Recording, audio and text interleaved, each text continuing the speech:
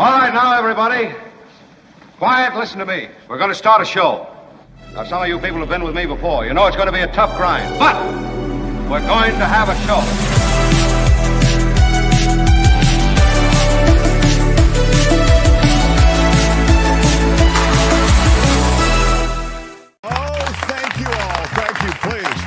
Please, I am so gratified by your recorded applause. It means so much to me. How are you? You know, our audience is made up of you and a bunch of others like you who have found this show, and we so appreciate it. Born of a humble radio show. Yes, we were doing well, and the man closed up our scene and sent us into the universe, scattered. It seemed as though it was the darkest of times. But then we were reconstituted. All those little particles that flowed out into the universe cohered, came together, and this show was born. What? I'm just saying it happened like that. Tony is here, and Tony, Thanks, Tony, is a key part of this program. Kim is here. Kim, how are you? And she's an even keyer part of this program. I don't like to compare keys, you know, both key, both critical. But I'm just saying, Kim, I love her. Yeah. What can I say? Yeah. That's nice. Still not your more like favorite a shed McAllister. key in the backyard that was forgotten about. What is that, Tony? What is your issue now? What? I said I'm more like the shed key that people forget of what's in there and stuff. Yeah, Tony's the shed key. Thanks, Tony. I'm still not his favorite McAllister, so you know. No, that's absolutely true. Not even close. Yeah. Lucy McAllister is my favorite McAllister. So We we have a know. lot to do on the show today. In fact, David Cay Johnston, the Pulitzer Prize winner, joins us in hour 2. We'll discuss a very busy week. You know, it's only been, 8 days since the dude was God, why does it feel like 2 months? inaugurated, because he's packed a lot of living into that time. And again, you'll remember his Project 2025 people who, you know, again, he didn't know, and I knew nothing about Project 2025, et cetera. And we're talking about Donald Trump as he's the he in this story. As it turns out, of course, they were poised and ready to go. They've now taken over government, and they are dismantling government in many ways. So we will get to that with David. We'll also get to that in this first hour as well. And I'd love to get your takes, you, the audience, on what's happening also. I've got a law and disorder, which does include a J6er who was, of course, pardoned for participating in the riot at the Capitol. But things didn't really have a cool Hollywood ending for him. Tucker Carlson claiming that the Biden administration tried to kill Putin. The water crisis in California that really, in a way, isn't a crisis this year so far, but Donald Trump has landed the federal government right in the middle of it, and we will talk about that as well. There is news that is not necessarily related to Trump, and I like to start the show with some things that are not related to Trump. Before I do, I wanted to see if there was anything happening. I saw an interesting comment in the chat from, here it is, Maggie Anderson. I'm Maggie from the eastern part of Washington state, the side with the desert and the Republicans. How about it for the eastern part of Washington state, everybody? Yeah. It's 23 degrees and sunny. Wow. You know, Courtney is, you know, you have to understand before I tell you this, those who are regular viewers know this, we lost our house and our neighborhood to fire in 2019. So every time the winds blow, we are really scared. I mean, it lands with us in a far more destructive and disturbing way than it might with others. I think everybody, don't get me wrong, everybody's on edge, but I'm just saying we might go to panic mode more quickly than many others. Did the federal government help you at all? Just as an aside? Okay. No, but we didn't apply for disaster relief. Maybe we could have gotten some. Sure. We didn't apply for any. We had insurance. You know, at that time, we had a really good insurance policy. They don't write those policies anymore in California. Back in the old days, right? Yeah, we had Chubb insurance, which is kind of like considered the Mercedes-Benz of. I didn't know this until I had to, you know, look at the policy, and they were great. But again, they're nowhere to be found anymore. So anyway, Washington State, though, to get back to the comment, is one of the places that Courtney is looking at moving. And I'm sort of in this place where I go, it looks great. It's so, Oregon is another place, and, but I don't know. I don't know anybody there. I mean, now I know Maggie from our show, but apart from that, I don't really know anybody in Washington. And you also have to take into account, I should say, the effect that a big move has on you in terms of the upheaval, the adjustment, the getting to know the territory, getting to know where the doctors are, getting to know all these things that are associated with lifestyle and your social network. And so that's why I come back to the first thing, which is, who do you know there? So how would Anthony Davis stop by your house every morning for coffee? I mean, how does that happen? Yeah, Anthony is my British boyfriend, and it would be difficult. It would be difficult. We'd have to maybe FaceTime or something. It would be insufficient. You're right. We have processes and protocols and standards. That's not Anthony, but that smoke every summer in Oregon. Yeah, I mean also, you're not. You're running from fire, but you may be running into fire. You're not free from fire in the Pacific Northwest either. Thank you. Yeah. Delwood says, Mark, stay in California. Take a look at Modoc County, upper right-hand corner of the state. Yeah. Oh my God, then you're in Trumpville. I would be in Trumpville. I'd get a MAGA hat, and I'd pull on into town with some bumper stickers that say "Make America Great Again." And I mean, I can talk the talk. I mean, I get it's not a very complicated sort of policy stance you need to have on things. So I'm sure I could fit right in. The state of Jefferson, exactly. Thank you, John. But we have forest fires in Michigan, says Nancy. Well, then Michigan's off the list. Thank you, though, Nancy, for that. I think the only state that's seems to be free from natural disaster, except for maybe drought, would be Las Vegas or Nevada. So, but then you're living in heat and you can never go outside. It is. Remember, they had the horrible rains that flooded the casinos, though. Remember? That is true. Yeah, you're in the desert. Right. You will have flash flooding is a risk. Oh, well, there you go. The other thing is you have a water issue that is not spoken of oftentimes when it comes to Nevada, but they have the same water issue that California might have.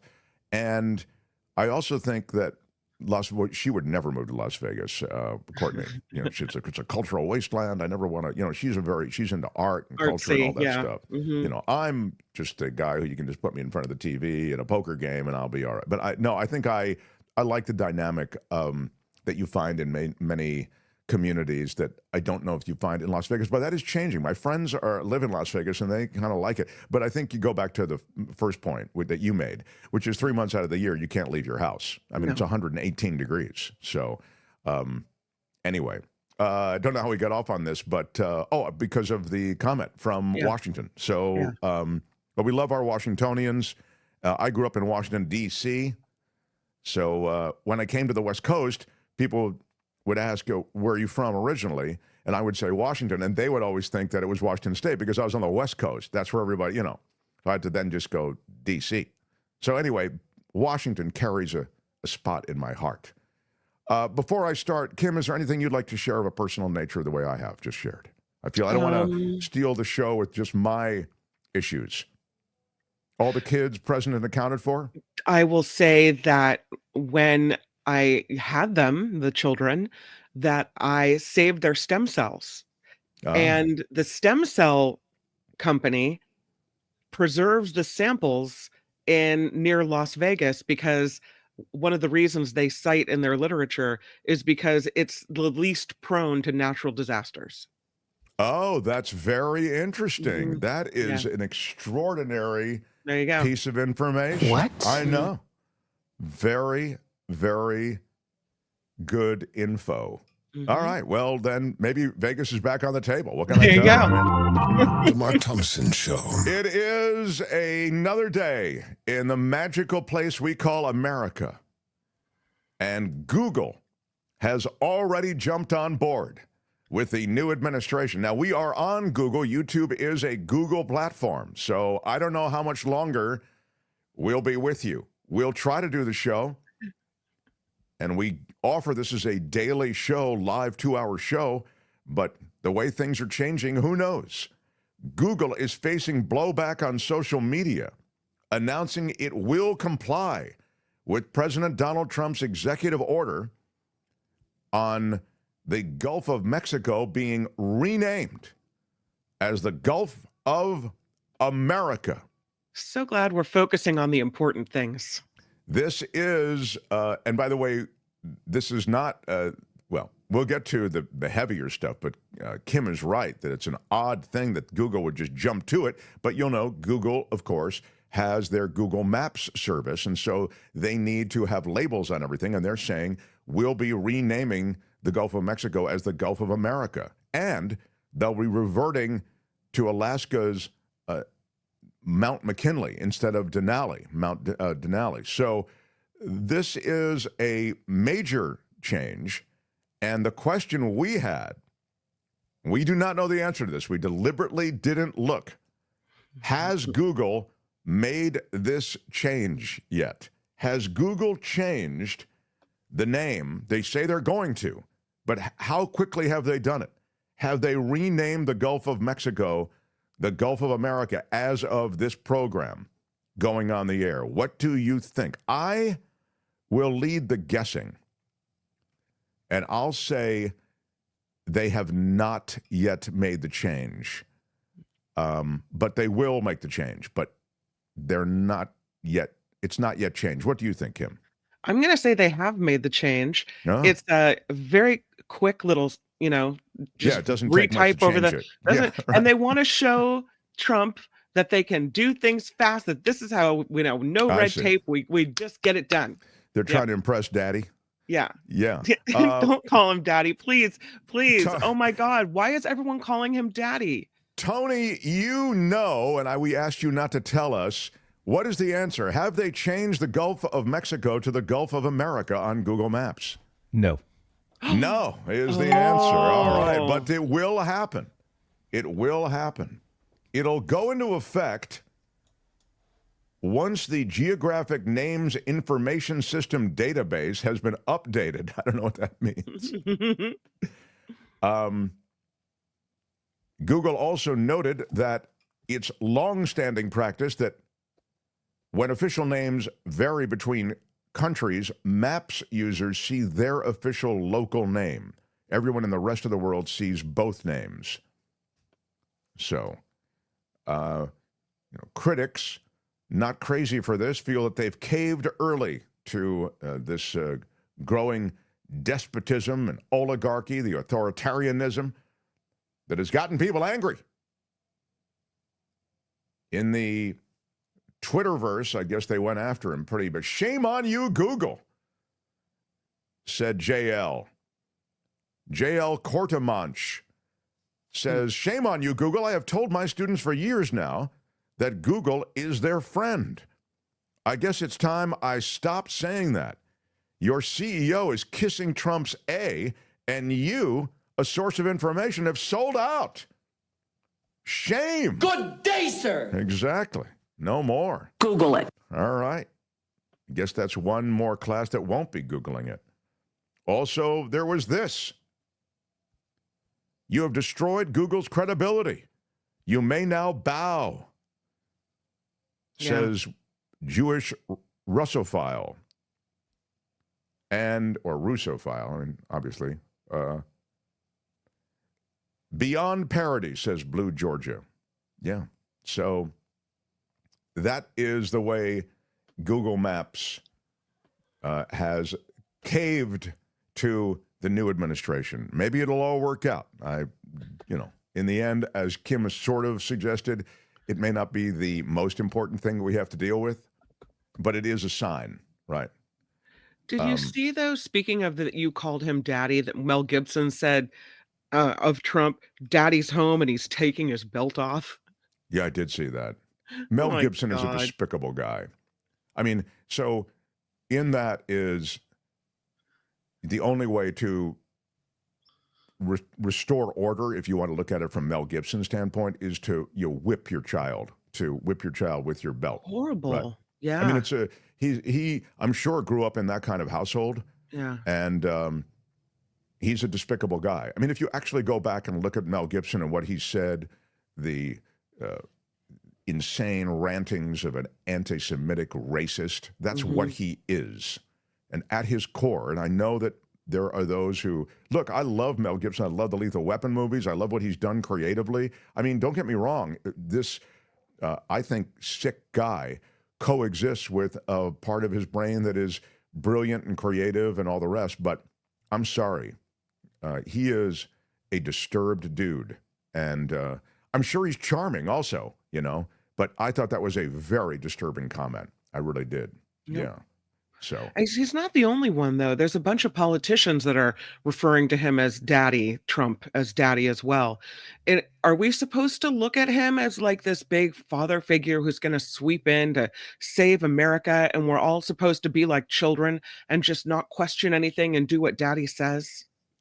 I think the rise of authoritarianism oftentimes is wrapped in some kind of sense that this strongman figure will lead us, and it'll lead us powerfully to have essentially strength and a country that will flourish. And that's kind of what Trump's doing. You know, he's smack talking other countries. He picks on smaller countries, right? He can smack talk Colombia because we're so much bigger. He can smack talk most other countries can be smack talked by America because America has such a strong economy. I think what will happen is if he really gets into a trade war, it could be ugly because a lot of these countries, they're not irrelevant and things will get more expensive. But for the moment, he's picking on countries where he knows that they're going to back down. You know, Colombia was the latest pick example. on smaller countries until we get our Iron Dome in place. Then you can start picking on the bigger countries. The Iron Dome was something that was mentioned yesterday. So, yeah, I don't know. I'm thinking the Iron Dome plan is never going to happen. He does a lot of things, Donald Trump, and we do seem to kind of, the gravitational force pulls us back to him. I'll just mention this as an aside. Remember, on the executive orders, and some of them are really disturbing, and we're going to be getting into them with David Cay Johnston in hour 2 in greater detail. But a lot of them are performative, right? You know, I mentioned this to you yesterday, I think, you know, when he has an executive order that says, I've instructed my team at the White House to get the very best minds available to lower prices. Well, that's not an executive order that does anything. It's just it's a political executive order. It's performative. It's utterly without any kind of teeth. There's a lot of that, you know. It would be like saying I've issued an executive order to make America great again. Okay, well, what does that mean? And a lot of his executive orders, including the freeze on federal funds, leaves a lot of wiggle room where there's sort of an interpretive art to it. What does it mean? For example, we've paused cancer research in one place, but we haven't, then quickly they scurried and said, no, but the cancer trials that are already going on, those are going to continue to go on, but there'll be no new ones. And so you end up, either way, to me, in a bad place. But the point is, they haven't even figured out the details. There is a part of this that's just sort of owning the libs, undoing even the way the order read. It was about, you know, we're going to end the communist, Marxist government handouts. I mean, it's what executive orders in the past have possibly had that kind of verbiage associated with them? It's really... So the environment is toxified from the standpoint of rhetoric, but there's also a sense of owning the libs, which I think the right really gets off on. You know, it's why you wonder, well, how can they be okay with this? A lot of these people need government handouts. They need government support. They've depended on it for years. These are MAGA followers. How can they be okay with there being a freeze on everything from, you know, food stamps to educational vouchers to other things that support families? Well, because it's a way to own those libs. And as long as we hate, that is to say, Trump and MAGA hate the same things, then it's good to see Trump out in front, actually doing things that affect the libs, that affect the values of the libs. And so that's the way I see this. Tony, do you have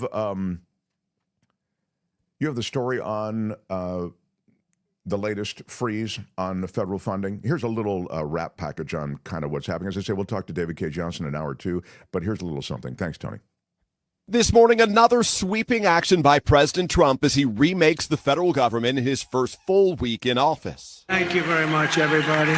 Overnight, NBC News learning that the White House has ordered a freeze of federal aid starting at 5 p.m. today. My administration has been moving with urgency and historic speed to reverse every single disaster of the Biden administration. The new head of the government's budget office saying in an internal memo obtained by NBC News that the pause extends to, quote, all federal financial assistance and activities affected by President Trump's recent executive orders, including foreign aid, non-governmental organizations, DEI, woke gender ideology, and the Green New Deal. The memo says Social Security and Medicare will not be affected, and neither would payments directly from the government to individuals. But many Americans get federal funds on everything from loans to food aid to farm assistance indirectly, and it's unclear if those programs would be affected. The order says it's targeting the parts of the government that will be changed by President Trump's recent executive actions that could include everything from some efforts to lower prescription drug costs to clean energy jobs and programs. Congressional Democrats overnight saying the president's actions, quote, put the financial security of our families, our national security, and the success of our country at risk. The Trump administration argues the government needs to align with, quote, the will of the American people as expressed through presidential priorities. We got rid of the woke crap. It's part of a series of recent actions from President Trump, including executive orders on the military yesterday, focused on rolling back diversity, equity, and inclusion, and recognitions of transgender service members. And he said building an Iron Dome-style missile defense system around the country. We protect other countries, but we don't protect ourselves. Yeah, so that is a lot, and some of it, as I say, is performative. I mean, getting rid of the woke stuff, it tracks really well. I think it even tracks well among liberals, you know. But then what are you really doing? You're getting, you know, I mean, let's assume you're okay with that, whatever that means, getting rid of the woke stuff. Again, what does that mean? But you end up with, okay, so you're going to freeze all government spending to get rid of the woke stuff? You're going to freeze these things that are critical in terms of health and science? You're going to freeze these life and death supports for so many American families because in there somewhere is the woke stuff? I mean, it's throwing out the baby with the bathwater, right? And here's the other thing. It's probably illegal. The idea somehow that you can just stop government funding in a unilateral fashion, it is constitutionally problematic, to be polite, and it's probably downright illegal. Congress is the body politically and governmentally that does the controls the purse strings, that does the paying, if you want to, you know, it's Congress that should be pushing back on this. Now, Trump has control of Congress, but it doesn't matter whether Congress pushes back or not, because lawyers will push back on this and lawyers will win. Go ahead, Kim. Sorry. Well, if Congress does, you know, allows that power to be taken from them, which the founders gave them for good reason, if Congress isn't saying, wait a minute, this is our purview, this is what we're supposed to control the purse strings, and they say, oh, and they're the ones saying, give all the control to Big Daddy in the sky in the White House, then, I mean, you can have all the lawyers fighting, but if the people in charge in Congress are saying, no, we'll give our power to him, we cede our power, well, then what do we do? They can say that. There has to be a legislative push to do that for them to cede their power. Their power rests in the Constitution, and they are a check on the executive branch. And what I'm saying is these are existing programs that you can't just come in and undo. You know, veterans have benefits that they are entitled to because of legislation that has been passed. You can't come in as president and say, I'm stopping all those veterans' benefits until I can figure out if there's something woke in all of this. You just can't do it. I mean, again, you can do whatever you want. And kind of to your point, to whatever degree government participates and supports you, you've succeeded. But I'm talking about the law will not allow that. And so there is, I think there'll be significant pushback, not to mention media noise. And David can discuss further, some of the ways in which, they end up with impoundment, they call it, with essentially holding on to these funds and try to sort of seek some legal high ground. But I think it's really questionable. And as I say, it's so vague. I just worry that Congress will capitulate, and then this is the beginning of the end. That's what I worry about. Well, I mean, there's already, I think, not much pushback from, a party that he owns. It is a MAGA party. It's really the Democrats and MAGA.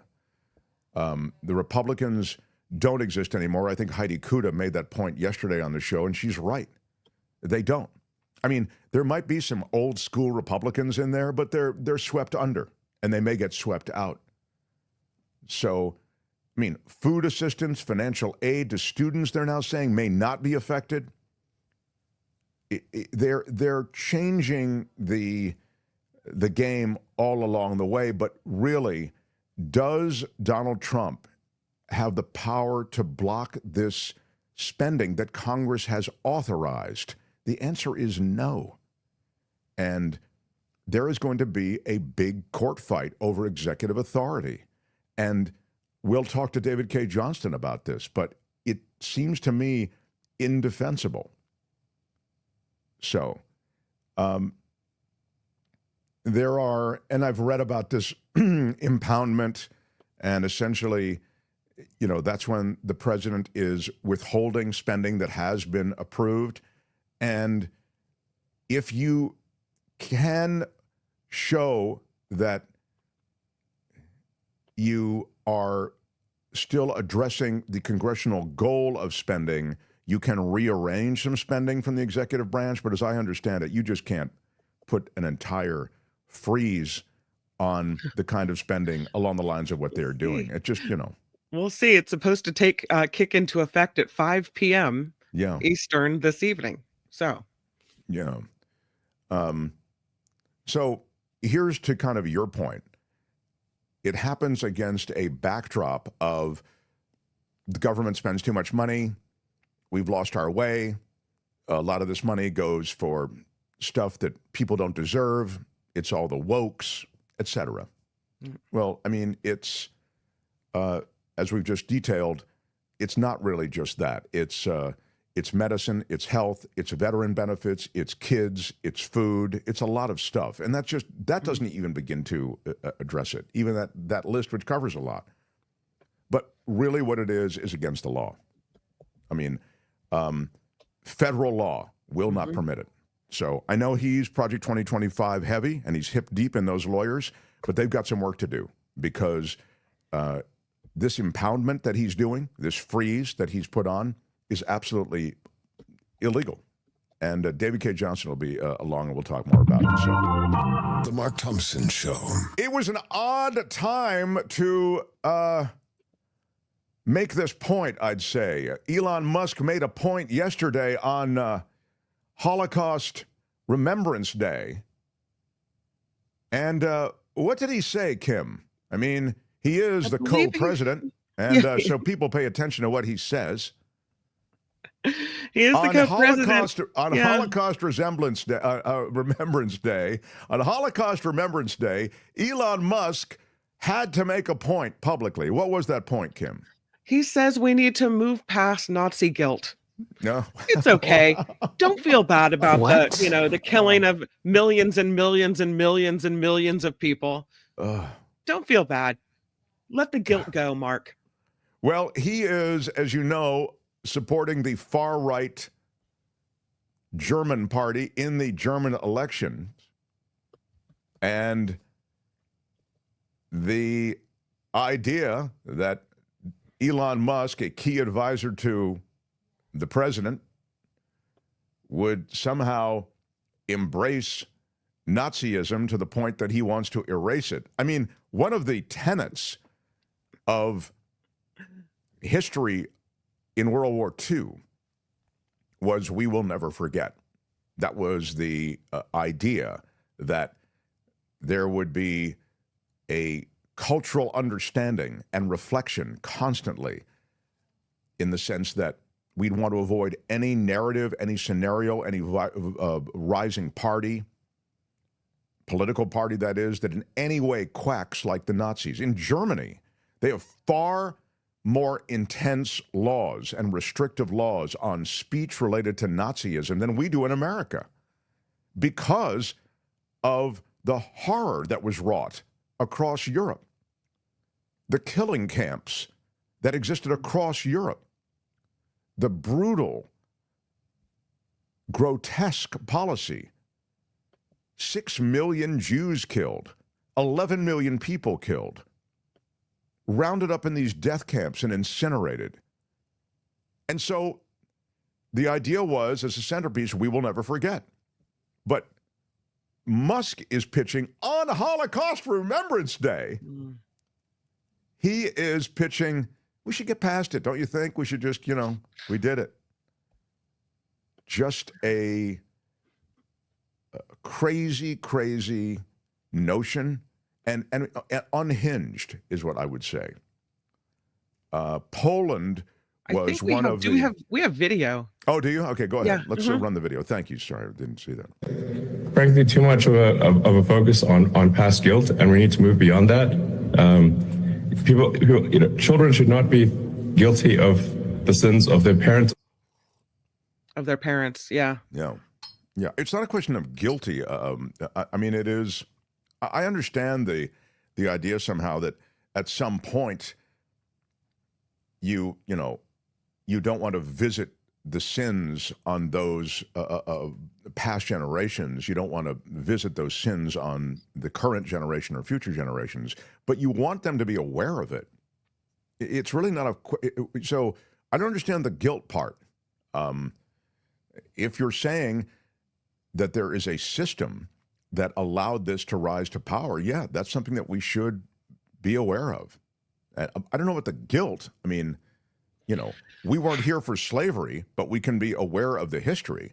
We weren't here for, many of us weren't here for Vietnam, but we were aware of what happened and how we got into it. There's a whole generation that's coming up that wasn't aware of the war in Iraq, but they should be, they shouldn't feel guilty for it, but they should be aware of how it happened.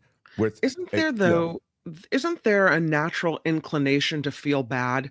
If you're a moral person, then it would follow that you'd hear something like, oh, white people in America enslaved African Americans. There's something deep down inside of someone, likely, I think, in most people that would think, oh gosh, those are my ancestors. So you immediately jump to, some people would, we did that. And then you feel bad about the things that the people from your past, right, hundreds of years ago did. Same thing with, I would imagine, Nazis. If that's your ancestry, you may feel bad about the fact that happened in your country and that happened with your people did that to other people. Yeah, that's a fair point. And I think that you're speaking about heart is what I think you're speaking of. And those of us who have heart, I think we do have a sense of history and of a perhaps collective feeling of guilt. I guess guilt is the word that's closest to it. Like, I feel bad. Right. And I guess that feeling bad is maybe a sense of guilt. You feel bad. Why wasn't more done? Right. I'll start to fight the annihilation of native peoples here. I mean, this really is what happened to the native population in America is horrifying. The idea that Andrew Jackson can be on our $20 bill and that his picture hangs proudly behind Trump, and Trump talks about Andrew Jackson like he was the great, because they talk about like he was the lion, who took over the West, settled the West. He drove these native peoples to death, to their deaths, the Trail of Tears, and all across the West, the pacts made with the then called Indian population, the savages, and they were obliterated. They were obliterated by a stronger U.S. Army, or U.S. military. Anyway, so I feel bad about that. I mean, we're generations past, but I do feel the heartbreak, for those people. And I think similarly with the Holocaust. You didn't do it, but you feel bad about it. I love what Mindy says. Feel those feelings so you don't repeat history. You should feel bad. It was despicable. Yeah, Mindy is exactly right. Mindy says it better than I could. Yeah. And I don't think you need to wallow in it, but you can feel bad about it. What is the line? Those who forget history are doomed to repeat it. Yeah.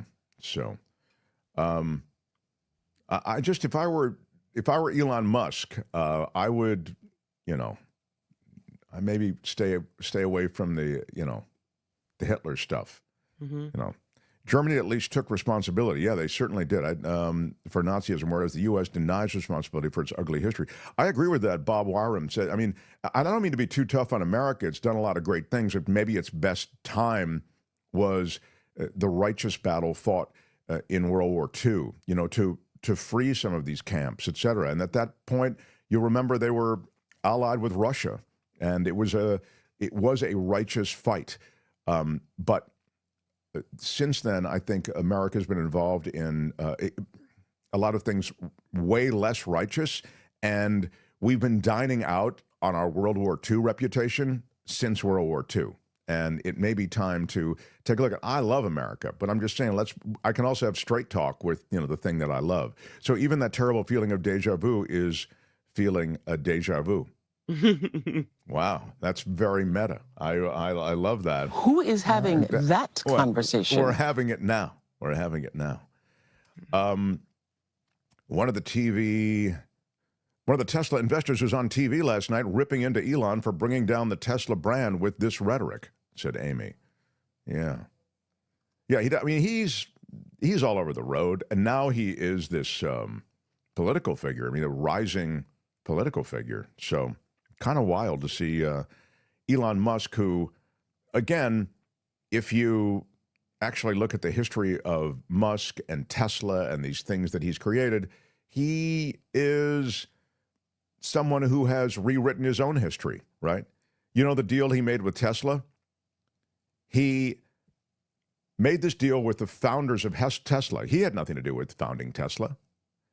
They got him on board to reorganize and bring Tesla into prominence as an electric car company. That's what he did. Then he made a deal with them to buy them out, in effect. And part of the deal was that he would be called a founder of Tesla. Look it up. That is exactly what happened. And so he's referred to as the Tesla founder. Google it. Because that is the deal he made to essentially reconstitute the history such that he'd be referred to as the founder. So it's important to note that Musk politically came of age during the Truth and Reconciliation era in South Africa, which detailed a state system that enabled his family's wealth to be generated. Thank you, Depressed Canadian, for that super chat. And of course, you're right. And the Truth and Reconciliation Commission in South Africa was truly watershed.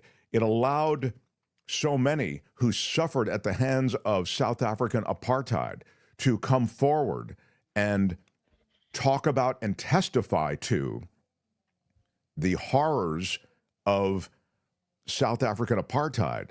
It's weird. You could take that, if you grew up in apartheid South Africa, two ways. You could take it as revelatory, as, opening your eyes and seeing so much, as a kind of the way Nelson Mandela, I think, handled it. But that's clearly not the way it landed with Musk. And you're right. Musk's family's fortune was built on the apartheid history of South Africa. So I didn't mean to get off on all of this, but just because we're talking about Musk. Mark, how long do you think before Daddy Trump starts putting up huge pictures of himself everywhere like other dictators? Yes, that's a good point, Trevor. When are we going to get these big pictures? Like Tony, his new official picture, that scowling, strong, powerful man, that's those pictures will be hanging everywhere soon. And Eugenio de Arnal, or is it Eugenio? Did we decide? I think we said Eugenio, yeah. Eugenio, thank you for the super sticker, my friend. It is Big shout out. Big shout out to you. Uncle Scrooge with a $5 super chat. Does Trump have the power to do this? Well, he's done it so far and no one has stopped him. This is a nightmare, says Uncle Scrooge. It is something we'll talk to David Cay Johnston about. Again, I just don't see this being allowed. Yet I understand it supposedly, as Kim says, it's going to happen at 5 o'clock today, so we'll see. But there are all sorts of ways in which it can be remedied and contested. But meantime, there might legitimately be a freeze on things. By the way, speaking of Musk, oh, here we go. This is from Depressed Canadian. Again, a $20 super chat. Thank you for that. Why is there more performative obedience from the media with a small electoral win? There wasn't this acquiescence with Reagan's landslide in '84 or Obama's huge win in '08. The GOP ignored Obama's mandate from day one. That's a great question, and it's one. Kim, will you remind me to ask David about that? I'll give you my opinion right now, but I'd love to ask David. Mm-hmm. Here is the brutal reality and answer to that question.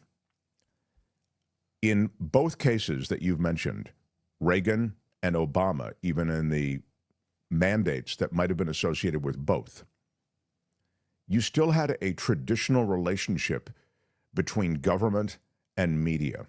You also had a different kind of media, which is another conversation, meaning you had mainstream media outlets. You didn't have the rise of a robust social media such that we have today, right? And that's important because it muddies the water and everything. But so you had a lot of power in media, in mainstream media. They were very powerful. They were much more powerful than they are today. I mean, if you look at mainstream media, ABC, NBC, CBS News, et cetera, they're being diminished rapidly. You've seen what's happened at CNN. I have the story, and we'll get to it a little bit later, what happened with Jim Acosta, and what's happened with the lineups across the board, CBS, et cetera, the lawsuits, why do they cave? Because what you had there with Reagan and Obama was a traditional relationship between government and media as the provocateurs, media asking the tough questions, and it was an understood part of American politics that free press was just baked into the society. You could argue at the time, in both cases, that there was a subtle kind of giving in to those administrations, because to get access to those administrations, you had to curry favor.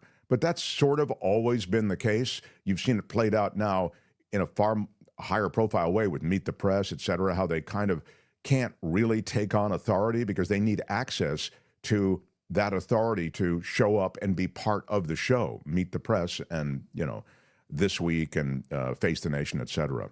So now you come to today, and here's why there's a big difference and why media is cowed. Because you have a president who has total control of a party, and he is unapologetic about going after you with the power of the federal government. And now your ability to take them on, all of those aspects of the feds and everything that guy is doing, it's seriously undercut by your fear that this government on which you rely, remember, they have regulatory structures on media. They can go after media in any number of ways. Trump himself has sued ABC and CBS, and they both settled. They're so scared of Trump unleashing the hounds, the legal hounds, the regulatory hounds on all these different media companies that they're part of. They're afraid of being shut down. And we've never had a chief executive who is ready to weaponize government that way. I think that's the reason that these media companies have caved. I mean, look at them all. Even the big emerging media giants like Google, they've caved. We talked about the Gulf of America a few minutes ago. I mean, it might seem like a little thing, but it's actually a big thing. And the fact that all of those media moguls attended Trump's inauguration, front row. That speaks to how scared they are and how transactional they are. So they may not see it as fear. They may not ever cop to it as fear. They may see it as transactional. We need this from government. We need them to stay out of our way. We need them to keep the regulatory structure off our backs. Whatever. That's the reason that this media crew is tapping out ahead of time to this incoming administration that is now, I think, full-throatedly going after many parts of the American superstructure of media that they're not happy with. If I recall correctly, 47 threatened to pull FCC license. Exactly. Thank you, Kurt. That's it. He's talked about, and Comcast was so worried they spin off MS and CNBC from their parent company of Comcast because they don't want to, we don't want to get anything on us type thing. So if you want to go after that company, MS and CNBC and our media company, NBC News, it's all in a separate company. We, Comcast, can exist separately. Trump is trying to turn us into Russia with no freedoms, says Gordon.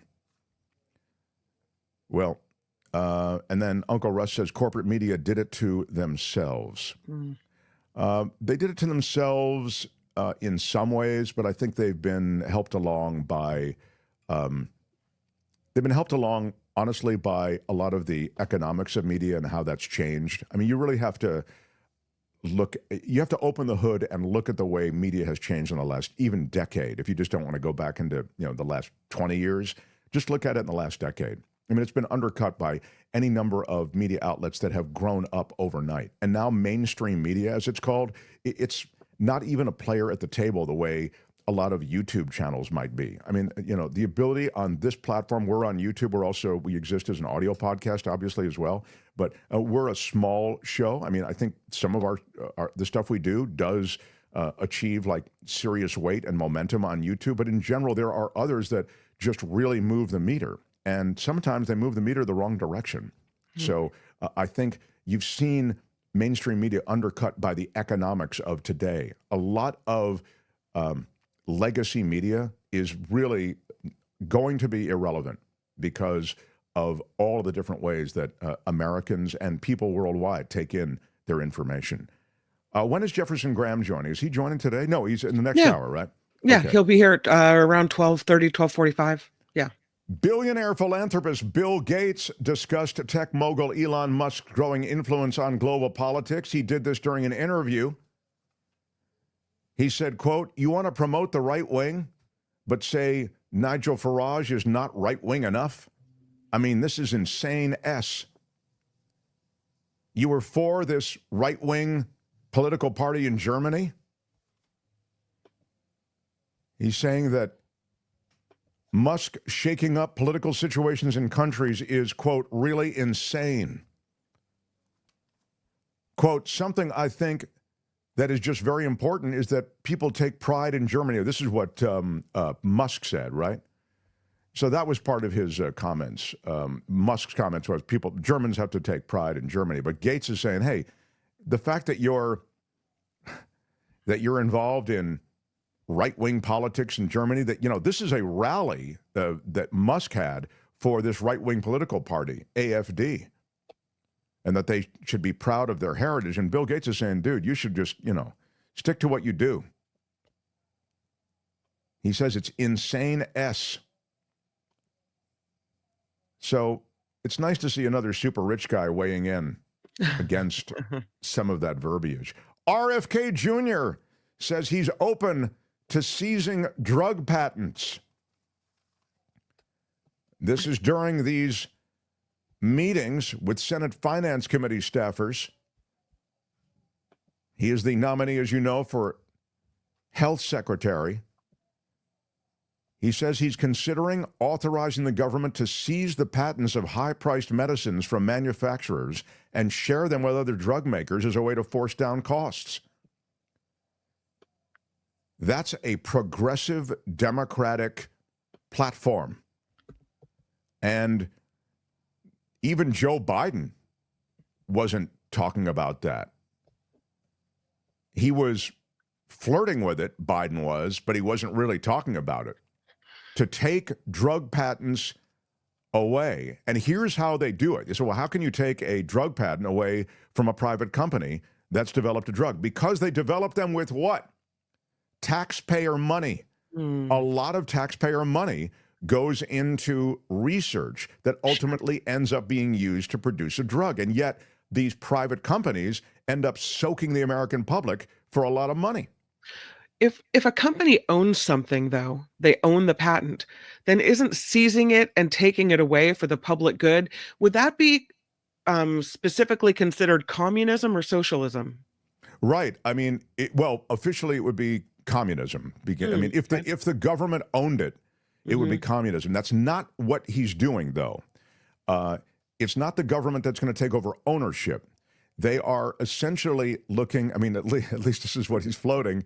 I don't mean to chuckle. I mean, parts of this, I think, are a good idea. You know how I feel about oil and energy that comes out of the ground here in this country. You know, I feel about a lot of these pharmaceuticals that are developed with taxpayer money. There's a lot of taxpayer money involved in a lot of things that then are allowed to be privatized, and then they take all the money, and they end up not only taking all the money, but they charge Americans more than they charge the rest of the world for a lot of these pharmaceuticals. So in any case, to the question, so communism would be them taking over the company, but they're not doing that. They're simply saying your patents are no longer valid. That development that was done with taxpayer money enables us, as the voice of the taxpayers, the voice of the people, to open the door to the information and development being shared with all these other companies. So you have no proprietary ownership over that drug any longer.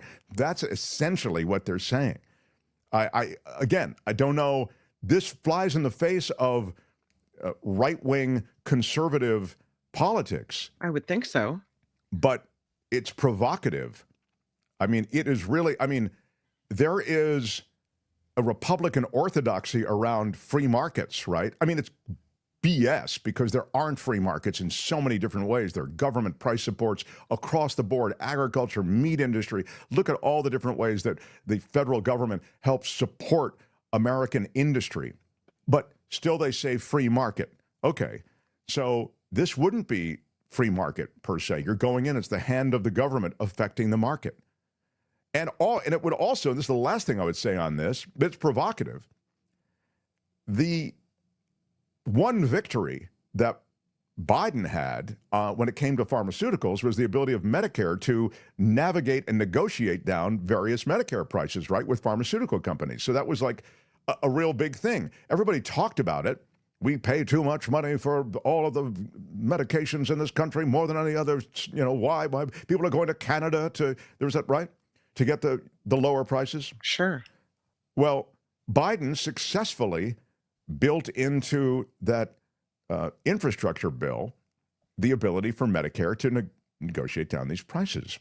Well, the new president, Trump, actually rolled that back. One of the first things he's done, he's rolled it back. So your diabetes medication was one of them, I think. These medications that are used by a lot of Americans, They won't be rolled back in price if they're on Medicare. So you end up with, what I'm saying is, an RFK position and a Trump position that may run at odds with each other. So now, again, Trump's been known to change his positions. Maybe RFK can change his position on that. So like so many people who are being looked at in this whole scheme, some of the things they say may make sense. Maybe this is one of them. The idea somehow that you would take these patents away is very Bernie Sanders-y. It's very Elizabeth Warren-y. You're really looking at that kind of change in the way we view pharmaceutical companies in this country. So I don't know if it'll actually happen. It's just something that's going to be talked about, and it'll be talked about in relation to whether or not RFK Jr. is confirmed. So that's the latest on the confirmation for RFK Jr., and I thought that was a provocative and maybe not so stupid thing. I don't know if it's just me, but all of a sudden you got all like sketchy and Max Headroomy, and your audio got weird for just a second. Oh, that sucks, man. Really? Sorry. I don't know what that is. Yeah, Is it your still, picture's it's still frozen. It might be just us on StreamYard to each other. I think everyone watching it is fine. So okay. just so Everybody you know. in the chat, you can tell me whether let me know, my but feed I is believe we're still fine. okay. Yeah. I hope you were able to understand what I was explaining or what I was saying, because I thought it was important. Not everything I say is important, but Oh, it looks like Tony's right that people have no issue. It's just on my there it end. is. Let me have some coffee just to.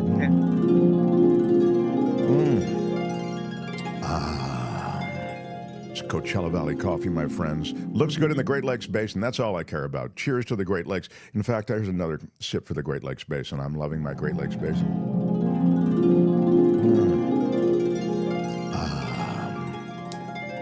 It comes from CoachellaValleyCoffee.com. Go there. Let me tell you something, and I'm just going to do it in a little over a minute. The coffee at CoachellaValleyCoffee.com is the best coffee I've ever tasted. I've tasted coffee all over the world, in Vietnam, in Europe, in Italy, across Croatia. I mean, I've had, and I'm not saying I haven't had great coffee in many of those places, but this is the best coffee on earth. CoachellaValleyCoffee.com sources their beans from primarily women-owned farms. They give them seed money to start their business, and they have a relationship and watch the business grow. But there is a secret sauce in there because these beans are special, and they're constantly finding new beans and roasting differently. So go to their website. It's not always the same stuff. So they're tasting notes, and this is absolutely fresh coffee, meaning what you'll find on the internet is a lot of bags of coffee.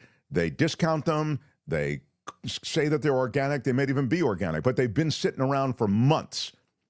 This stuff is all fresh, and it is also organic. And so I really not only recommend it, but I urge you to check out their many coffees and teas. Look at that. I mean, again, such a variety, and they're tasting notes on all of these different offerings so that you know what you're getting.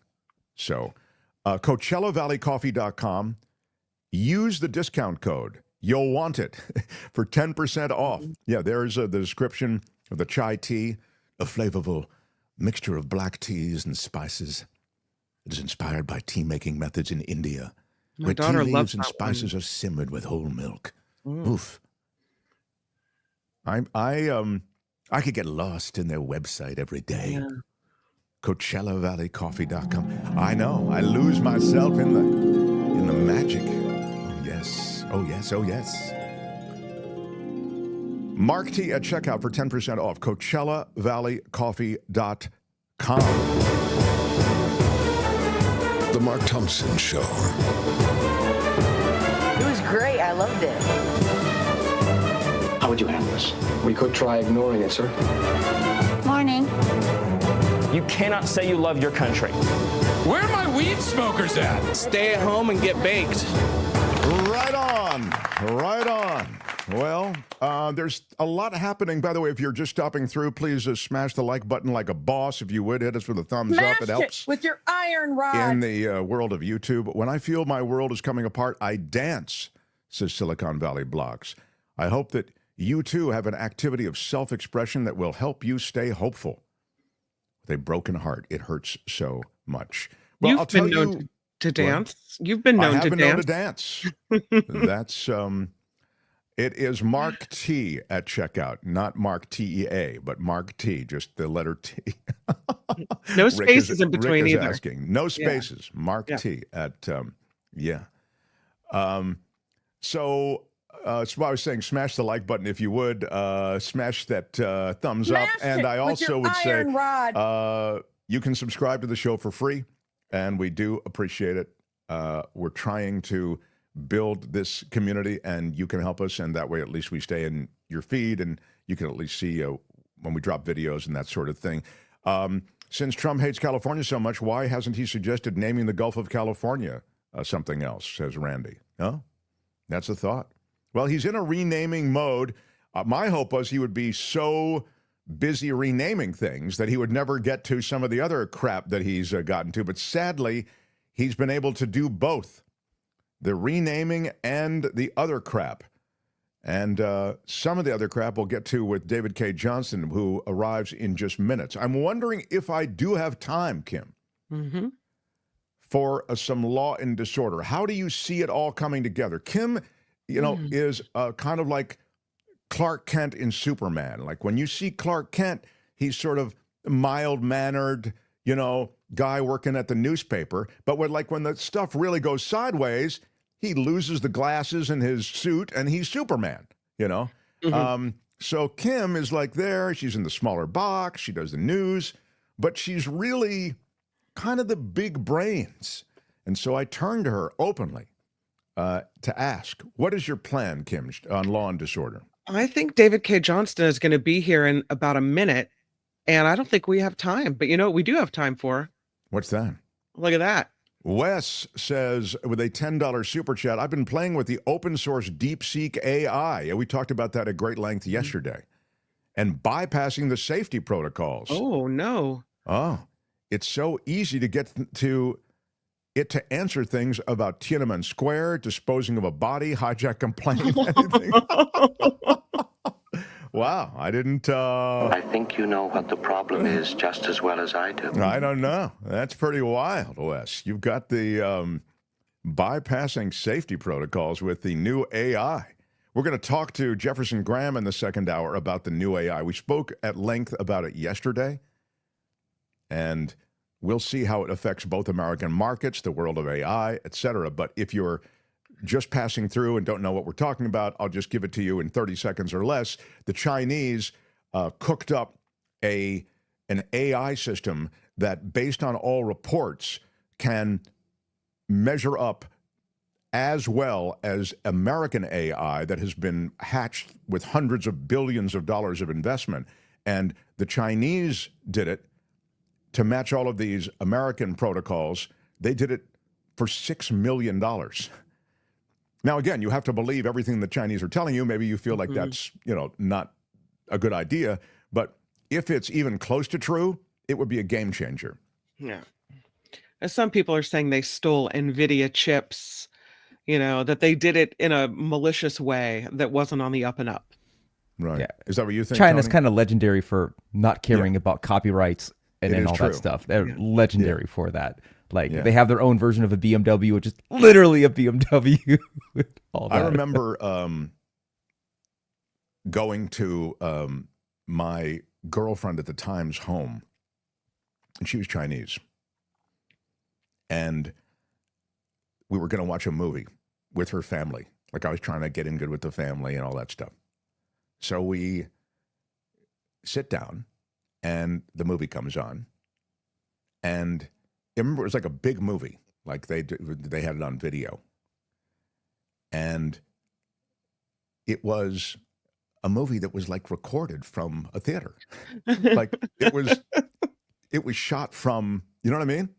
Somebody had shot it with a video. Oh, yeah, it was a cam. Yeah. Yeah, right. Yeah. It was hilarious. And I don't want to say anything because I'm trying to get in good with the family. It was hilarious. But it's kind of Tony's point, hey, if you can get away with it.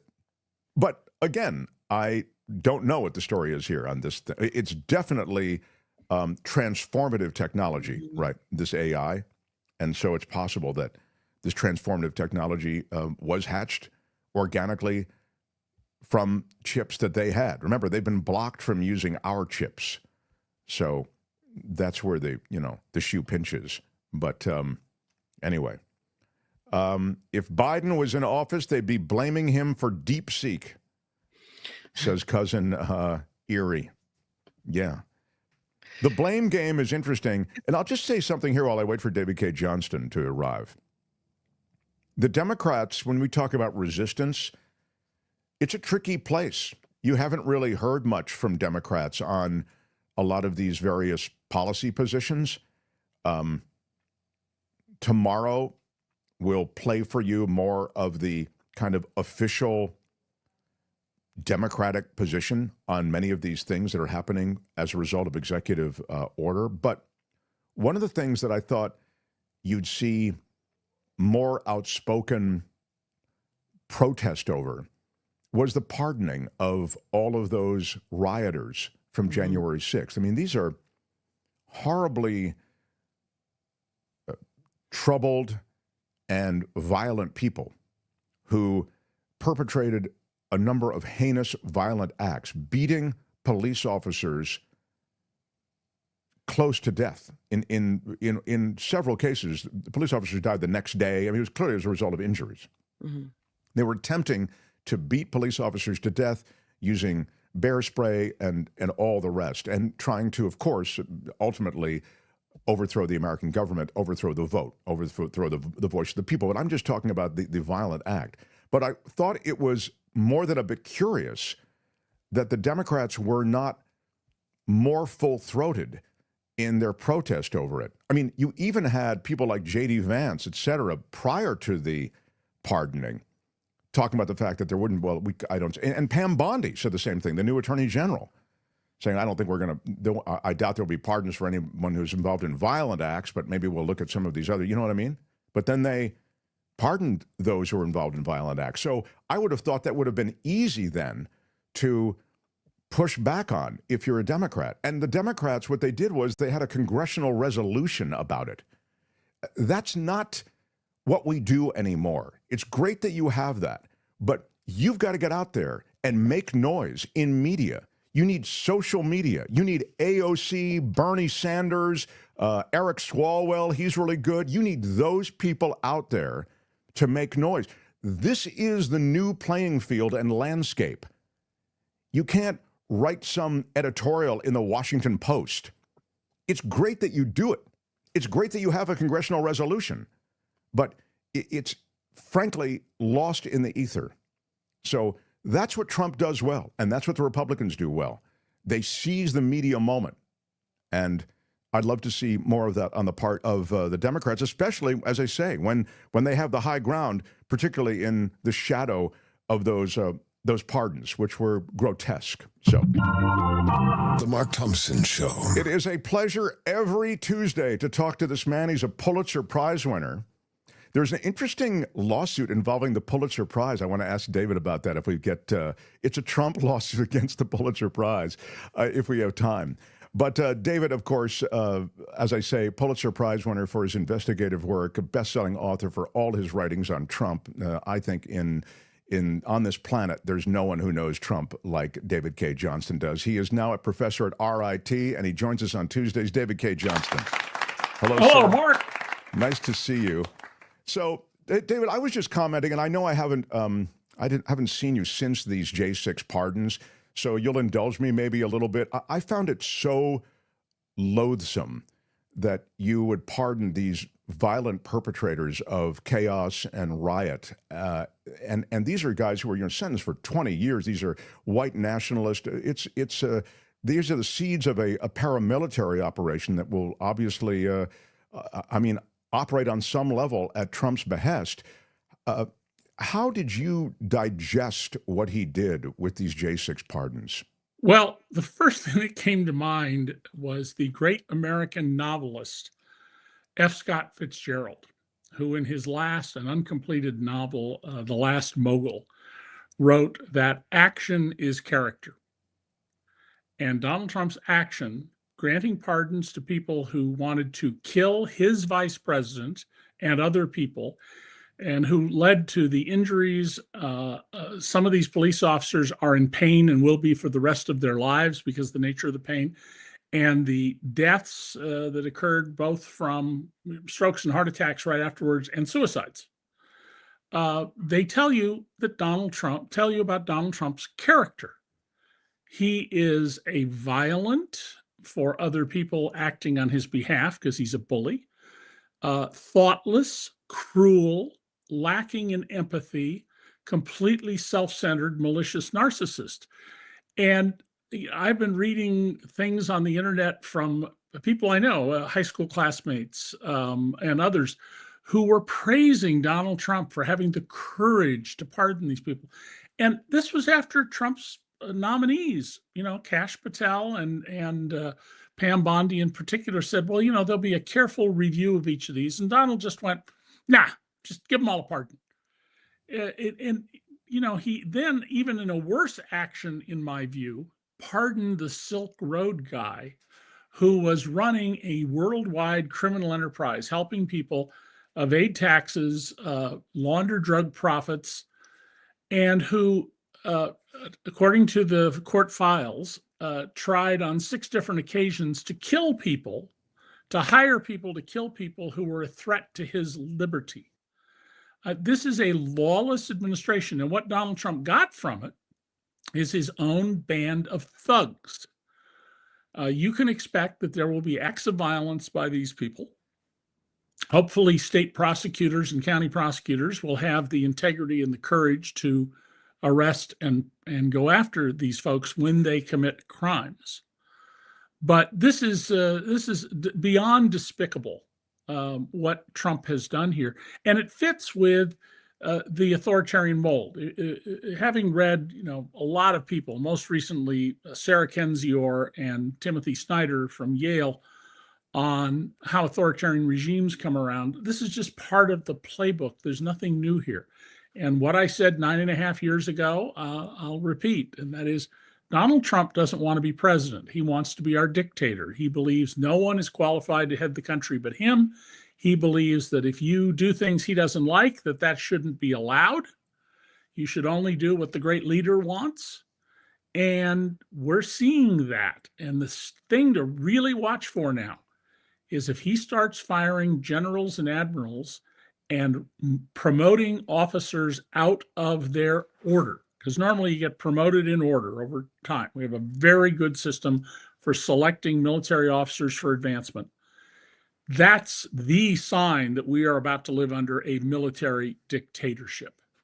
And David, in that history that you are so familiar with, it is the case that once the military is in the hands of an authoritarian leader, it's over. Right. And so what we have to hope for is that U.S. military officers who take an oath only to support the Constitution, grunts and sailors take an oath to follow the orders of the president and support the Constitution, but officers only to the Constitution, which is one of the critical factors in having a free society. We have to hope that they won't stand for this. And they have many ways to stand in the way of this. Similarly, we're going to see people in the Justice Department, prosecutors, investigators at the FBI and other agencies faced with the problem that they're being asked to commit illegal acts. And, these are not independently wealthy people. These are folks who, they have kids either in college or on their way. They have mortgages. This is going to be a great challenge. Now, I feel very fortunate that the president of my university, Rochester Institute of Technology, put out a statement basically saying we're going to continue in DEI. The Trump administration has not through a formal rule, but it's made it very clear that if you're a college or university and you have any diversity, equity, and inclusion efforts, you're going to have all your federal money cut off. Well, that would kill any university in America, especially a research university like RIT. And there's going to have to be a lot of resistance to this. And I don't understand principled Republicans, libertarians, and conservatives not being outraged over this notion that it's my way or the highway, which may include jail, ruination, deportation, coming from Donald Trump. These aren't conservative values. These are not traditional Republican values. These are not American values. These are the values of dictators, and that's why we fought a revolutionary war. It's why more than 1 million Americans died to preserve our liberty. David, as you talk about this, thinking about the fact that the party really has been taken over by MAGA, as you say, why was there no pushback from these traditionally conservative Republicans? I think they see your first point. Look at the rising crew of brown shirts, the paramilitary, Trump's henchmen, who are now armed, who have just been pardoned. And they're scared. Mitt Romney said that, David. I mean, they talk about the fact that these legislators, these people who we think, they're secure, you don't have to worry about. No, they have, as you said, they've got families and they're worried about just staying alive at this point. Yeah, this is just a terrible problem. And here are a couple of other problems that are going to come up very quickly. Tom Homan, who is in charge of deporting people, has said that he's going to deport American citizens. If you're the child of someone who's here without permission or with limited permission and they want to throw you out of the country, he says they're going to force your children to go. Now, one hopes the courts will step in and say, no, you cannot deport an American citizen. And if the courts stick to that, then we're going to have a situation where a whole lot of children will effectively be abandoned, and that will be paid for by your county government. That's how that'll be financed. It'll be your county government that will pick up the costs of putting children into the system, which is a horrible system.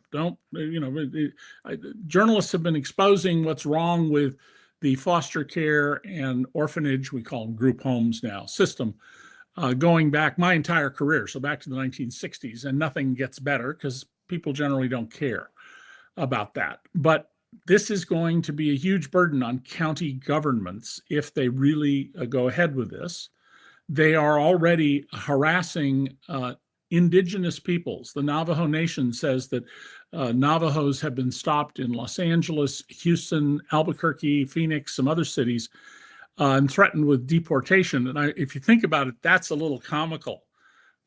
People who came here from elsewhere want to remove the people whose ancestors, they were here way ahead of the rest of us. Yeah, but you don't want to get into that conversation when you're stopped, of course. But that is that's the reality. This is just being pointed out.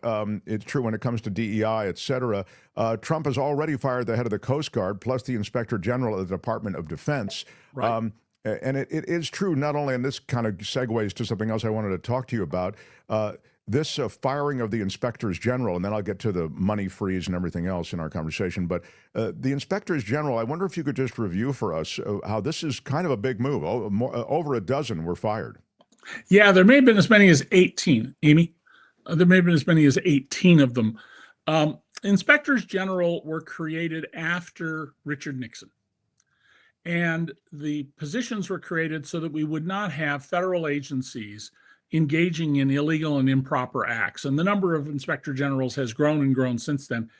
And then during the Biden administration, Congress passed this law to further insulate the inspector generals, who are supposed to be selected because they're not political operatives and they have experience in government audits and government oversight. And the law requires 30 days notice by the president to Congress, plus detailed specifications. Well, this person, they were drunk on the job. Pete Hegseth. They were incompetent. Pete Hegseth. They were acting in a partisan way. Pete Hegseth. And Trump paid no attention to this. And this is an important example of where illegal conduct by the president has to be opposed, not only with the kind of public response you were just describing before I came on the air, not putting out a policy paper, but a coordinated campaign of getting senators, House members, well-known, respected people to go out and say this is wrong and do it in plain, simple English. But it also has to be fought with litigation. Congress needs to act. Unfortunately, the Republicans are in control of both houses, and cowardice is the order of the day. Joni Ernst knows perfectly well that Pete Hegseth, for example, is unfit, but she voted for him because Donald said he would take her out in the primary she faces in 2026. This is not only violating your oath of office, which is to the Constitution, not to Donald Trump, but it's an example of cowardice that people should throw her out no matter what. I mean, if I lived in Iowa, I wouldn't vote for her because, if you can't stand up to Donald Trump on this crucial matter of national security. And just one other on my little rant here about this. Donald Trump was the one in 2020 who said we have to get rid of TikTok for national security reasons. And I think he turned out to be right about that this is quite a threat. And let's keep in mind that the chief Chinese military strategist has been writing for years that the purpose of the PLA, the People's Liberation Army, is to defeat the United States in the inevitable war between China and the United States. What did Trump say now? Why would I get rid of TikTok? I'm a big star on TikTok. So Donald Trump's vanity trumps national security? Folks, you are literally in danger from this man. He's so vapid and easily placated by just being a celebrity. I mean, it's crazy, as you suggested. I mean, just you get enough celebrity altitude on TikTok, and all of a sudden, it completely changes your view of TikTok. It's comical, were it not so very serious. Go back to the DEI thing, though, and then the Coast Guard commandant removed, claiming it was a DEI hire. They're looking at other DEI. They're putting a lot under this DEI thing because I think they know it tracks well with the public, David? Well, it tracks well with Trump's base. Right. It doesn't track well with the public. And listen, it's been clear from day one that Make America Great Again is really a code for Make America White Again. If you're a woman, if you're not a cis male or female, if your skin color is any darker than yours or mine, you better get back in your place, because you're betters, us white males, we're going to run things. And if you get in our way, we're going to go after you. I mean, this is beyond the fact that it's undoing 70 years of efforts to bring some degree of racial equality and conformance with our Constitution. It's despicable because it is contrary to all the teachings of the Bible, New Testament and Old. You're supposed to take care of the stranger, feed the poor, comfort the sick, not say, "Ooh, you filthy people, we were going to throw you out of the country. We're going to break up your family, or we're going to deport your American citizen children. We're going to stop free school lunches or impose onerous rules on them because not our concern if children go hungry." I mean, these are decidedly anti-Christian principles. Now, I'm a non-believer. I'm not trying to argue and be an evangelical here, but I've been a consultant on moral issues, that I've been hired in the past by the Lutherans, the Methodists, the Episcopalians, the Unitarians. I used to lecture regularly at Harvard Divinity School and Colgate Divinity School on moral issues. And for anyone who claims to be a Christian to support a man who calls for violence against his enemies, for ruining anybody who says things he doesn't like, who says that we need a law that you can't write about me unless I approve, that none of that is consistent with the claimed values. And if you're saying those things, then stop calling yourself a Christian and just admit that you're a hater. You have a religion based on hate. You're entitled to have a religion based on hate. I'll support your right to call yourself the Church of Hate, but don't go around claiming you're something you're not. Well, the Church of Hate needs maybe a rebranding, but I take your point. And to your point, Karen Cooper says, "I'm a better Christian than MAGA followers, and I'm an atheist," and that's a very, very good line. That's essentially what you're saying too. I do want to mention just sort of the adjunct to what you're talking about with DEI is what's happening in the military, and I feel like you have a better perspective on this than I certainly. And this is the transgender ban. So there is a ban now, it just happened last night, to transgender troops serving openly in the military. Now, again, this is something that he advertised, Trump did, and he's following through on it, but it affects the military in a substantial way that one may not at first blush even realize. Yes, and first of all, this furthers his campaign of white dominance and hate that are at the core of MAGA. But it also weakens the military because it disrupts good order and discipline. If you're in the military, you follow orders, and that's the way it works. Now, if you're given an illegal order and you're an officer, you're supposed to violate it, but you follow orders. And Trump here is undoing this order with many people in transition, which will have very negative consequences for their health. If you want to do something like this, you phase it out. You say, well, we're not going to do this going forward, and you live with what you have. But Trump doesn't do any of that in these orders. And this sudden movements like this, that's not limited to the military, much as that's I think a problem in the military. You know, he stopped all grants going out the door for anything dealing with health and medical care. Let me put it in what I think are the stark important terms. Donald Trump just killed all funding for cancer research. That's the effect of what he's done. So, you know, unless you're part of the cancer party and you really like cancer, you should be really upset about this. And disrupting experimental work, where years of work can be ruined because you don't have the money to maintain and keep what you're growing in your lab or the data you're collecting, will waste enormous amounts of money that have already been spent. I mean, can you imagine what would have happened, what the Republicans would have said if Barack Obama or Bill Clinton or Joe Biden had stopped funding for cancer research? Well, it's crazy, and it's all done, again, under something of the umbrella of DEI. We want to make sure, we want to essentially look over. It reminds me a lot of his Muslim ban from the you know, Trump won, where he goes, you know, we're going to stop all the immigration from Muslim countries until we can figure out what the hell is going on around here. You know, and I'm going to stop all funding until I can figure out those things that are not related to just DEI funding. But as you say, it's absurd on its face. And I want to get to its constitutionality in a second. And I just want to double back and make the point that, you know, we spend a lot of taxpayer money training people who are in the military, who are in the trans community as well. I mean, a lot of that training, the gazillions of dollars that go into training all military people who are evolved to administrative levels and even high levels of government, it's far more expensive to try to retrain that crew that you've now banned from the military than it would be just to, you know, move along, get along. I don't understand because the logic. The answer to that is very simple. It's not Donald's money, so he doesn't care. Oh, right.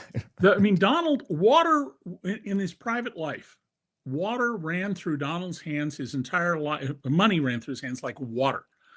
And his book, The Art of the Deal, is simply the story of one con job or fraud after another. And as soon as he'd emptied the pockets of one victim or cheated somebody, he moves on to the next target. And you know, he didn't reinvest his money. When he had the casinos in Atlantic City, his competitors would put part of their profits back into, you know, wallpapering rooms that had paint, putting in better mattresses and better furniture. Not Donald. I stayed in Trump Tower just before it was blown up and torn down, in a suite, and it had built-in furniture from the days when it opened in 1984, with wood putty patches where people had, you know, knocked the wood somehow. And the colored paint didn't even match. This is not a man who understands prudence and investing. And so when it's the government's money, why would he care for 1 minute? And let me get on just one little thing I have. I'm really troubled that we keep seeing news stories about Donald Trump's tax cut. There was no 2017 Trump tax cut. There was a Trump tax increase in which he let you pay less now, especially if you're rich. The 1% got $5 out of every $6 in round numbers of the tax cuts. And it was financed by borrowing $2.5 trillion on which we will pay interest. So it's a tax increase pushed into the future. And we need to keep saying that. There was never a Trump tax cut. There was a Trump tax increase pushed into the future, plus interest on the cost.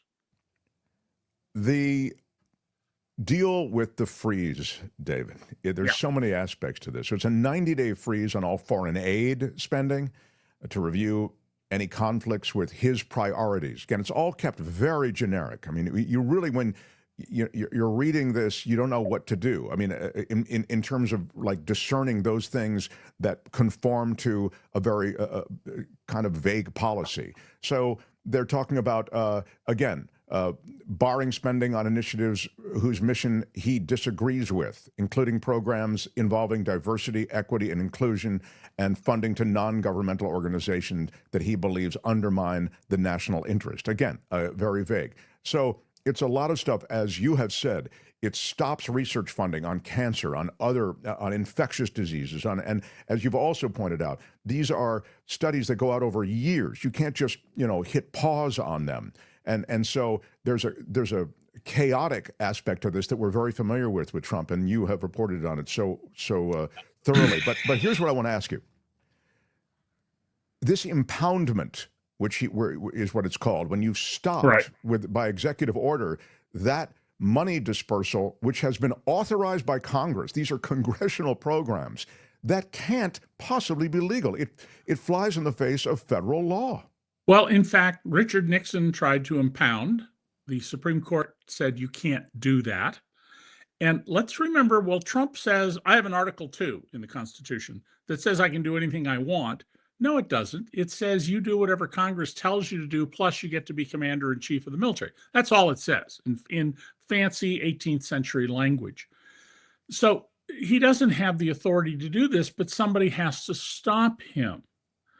And so just as, we've seen people who believe abortion is wrong in all cases, even if it's rape or incest.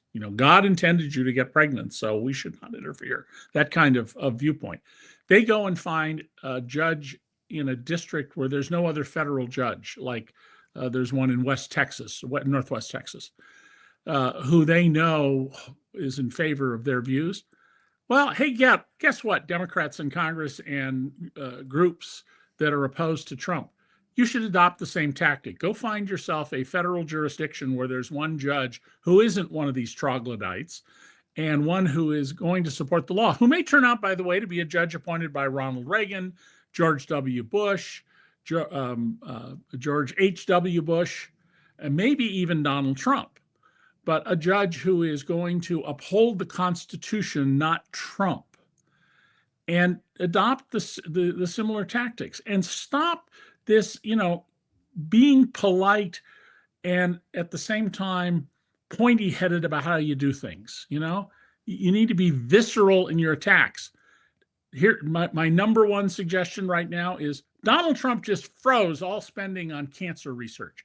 I don't know how much clearer it can get. Donald Trump has cut off, that's an even better term, cut off all spending for cancer research in America. That's the kind of message that the Democrats need to get out and get. And, many people, not just me, have been saying for decades that the Democrats have got to learn Madison Avenue techniques. They've got to learn how to sell things, and they don't know how to do it. They don't have advisors who can do it.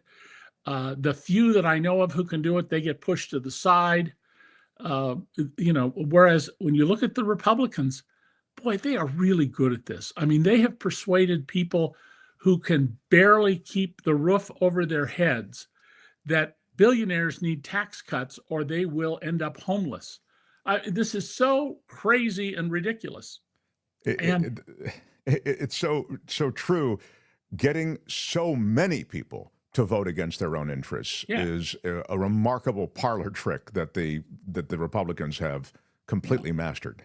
And I would say, David, that we saw it in the last election, even in the commercials that ran on television, that 30-second spot, which talked about Kamala Harris wants to spend your money to give illegals transgender surgeries in prison. Right. I mean, that line pretty much encapsulates, the entire thing. And that message, they couldn't beat that message back, the Democrats. Yeah, unfortunately, here's one of the big changes that is taking place in American journalism, which affects whether you think you're not going to read the news anymore. It's still out there.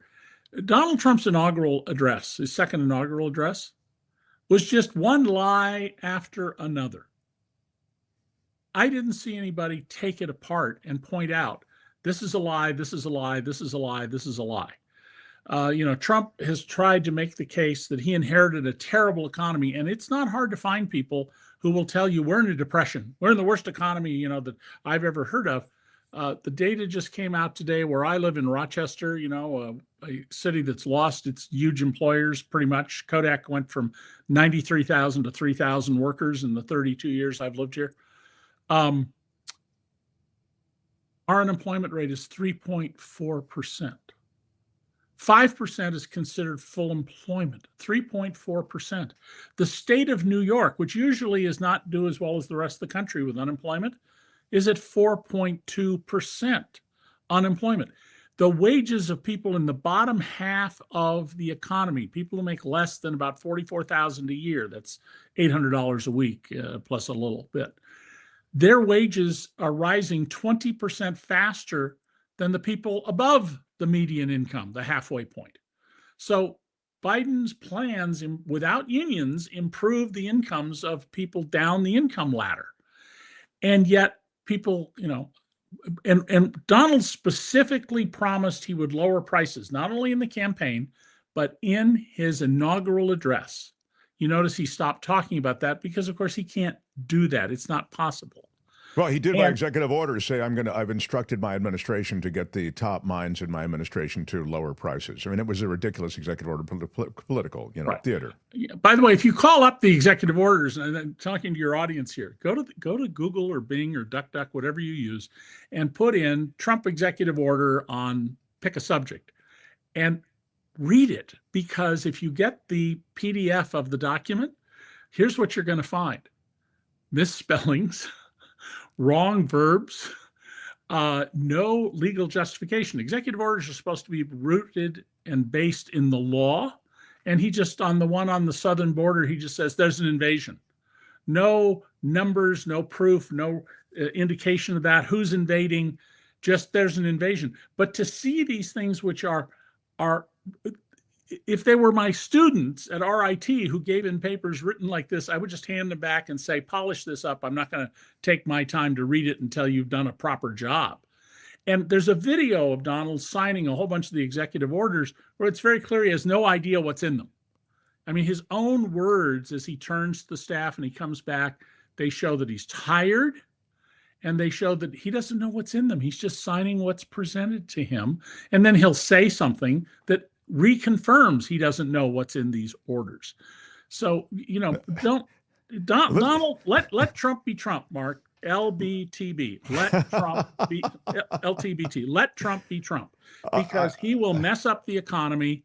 Unfortunately, he may put our lives in danger, because if you're a terrorist organization, if you're dictator Kim or Xi and want to harm the United States, if you're Vladimir Putin, who is increasingly has reasons to want to harm the United States, putting Kash Patel in, putting Hegseth in, cutting off money for various things, boy, that's an invitation. Come attack the United States. That doesn't mean all-out nuclear warfare, but it means that, boy, I'm going to look around. What's vulnerable? What can I do to get those terrible Americans? Well, they can, the hacking that they did under the first Trump administration, it was revealed in 2020, but he was still president at the time. And they covered it up and almost till the end of his administration. Thank you. And that's exactly what would happen in the scenario that you've just described.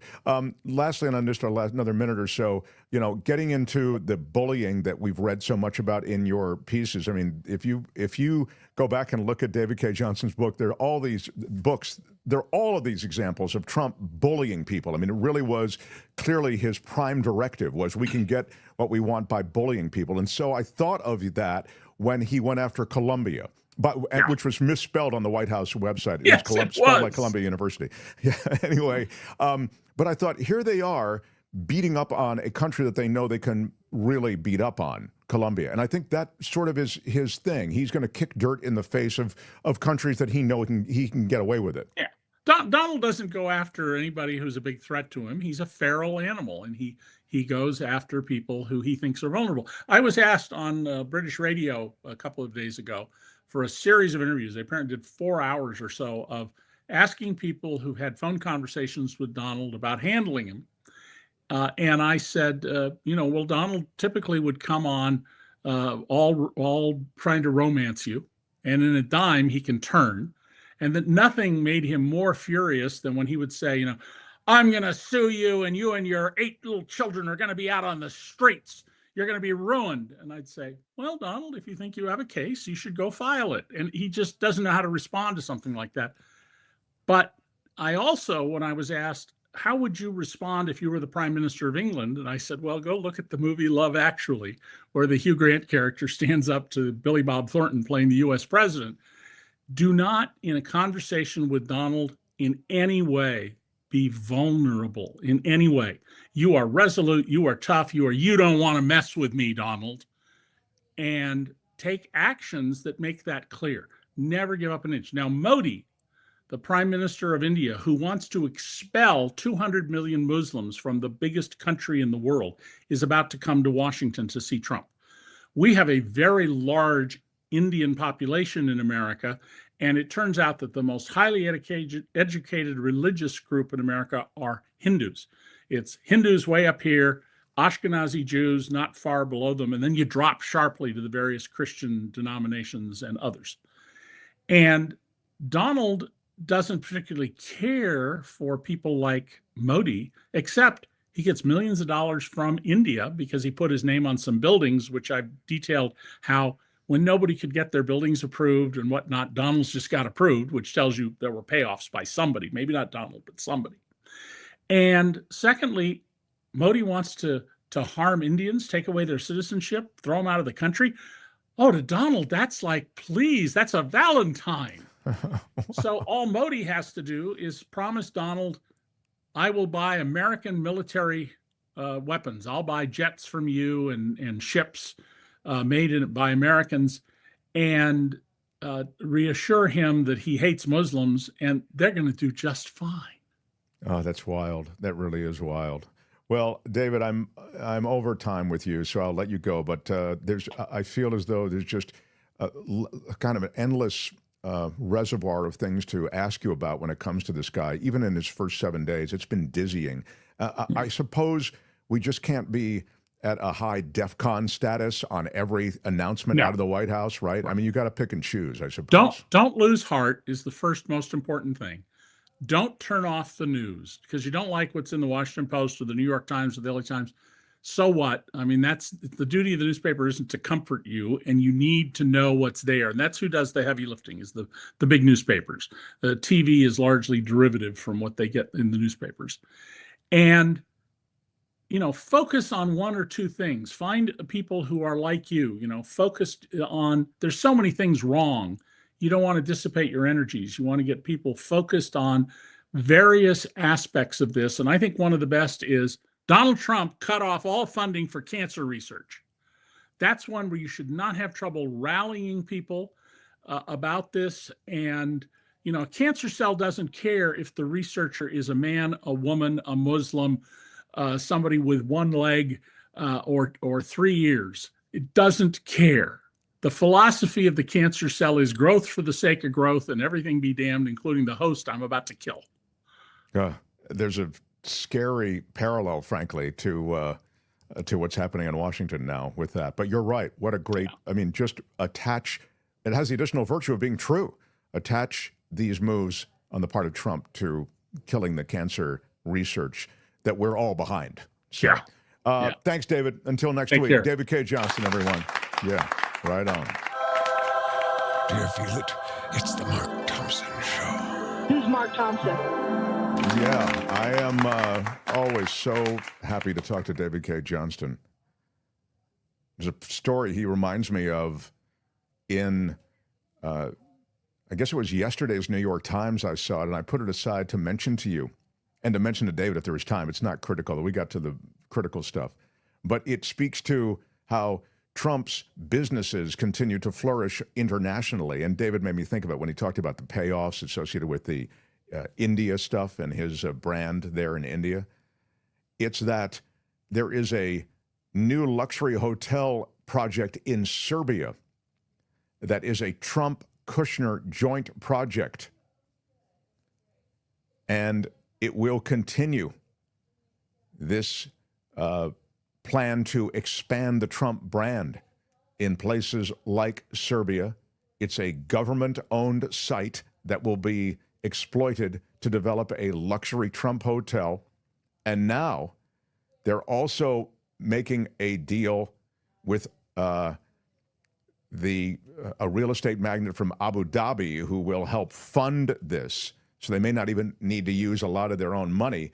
And all of these things are wrapped in favors and payoffs, and you can just follow the money and see the ways in which the Trump brand is being built out really in effective ways internationally, and now he's got 4 years to do more of it. It'll be a remarkable process to witness, and it will be continuing unabated, unrestricted. So, The Mark Thompson Show. All right, we've waited long enough. This guy comes through on Tuesdays to update us on the world of tech, and wow, tech was really the story yesterday. Tanked the stock market for time. It's still something that people are talking about with only kind of marginal knowledge of. We know about AI, but this Chinese company that has leapt to the top of the app market, it's wild if what we're hearing is true. Deepseek, having taken the idea of AI and created a learned intelligence that can match more or less American learned intelligence that has taken hundreds of billions of dollars to evolve. This Deepseek was done, they say, for less than $6 million. Here he is to set us straight on this, the longtime writer for USA Today. He left their tech column behind, and he's moved on to Photo Walks TV. How about it for Jefferson Graham? Hi, Jeff. Mark, before we get going, I love the bowling pin. Oh, okay. Yeah. The bowling pin I got from a bowling alley that was going out of business. And I said, I had him on the air in Los Angeles, and I said, I'm coming down there to get a bowling pin. He said, I'll put a bowling pin aside for you. And now here it is. So it's sad. Congratulations. Thank you. I thought it was better than a bowling trophy. So it is. I covered once the bowling convention, the bowling accessories for the bowling alley, and I asked for a bowling pin too, and they wanted to know who I wanted to sign it. I said I didn't really care. I was just happy to have a bowling pin. So I've got one too. Maybe I'll pull it up for next week. All right, that'll be great. We'll match bowling pins. So set me straight on AI and on Deepseek. For most of our listeners and viewers today, this is something that does not affect them. It's a financial thing.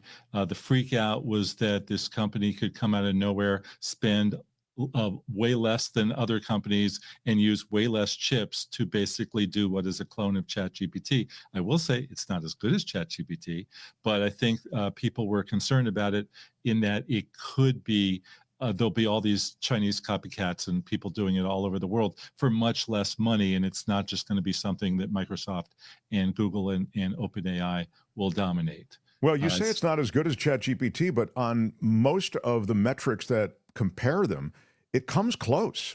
And as you say, it was done for a fraction. It was done for what most of probably what Zuckerberg has on him in his pocket, $5 million. Right. I just in my playing with it, I didn't think it was anywhere as good. I see. Will it be as good? Maybe it could. Who knows? But the ChatGPT experience as of today is like 1,000 times better than it was a year ago. I think everybody would agree with that.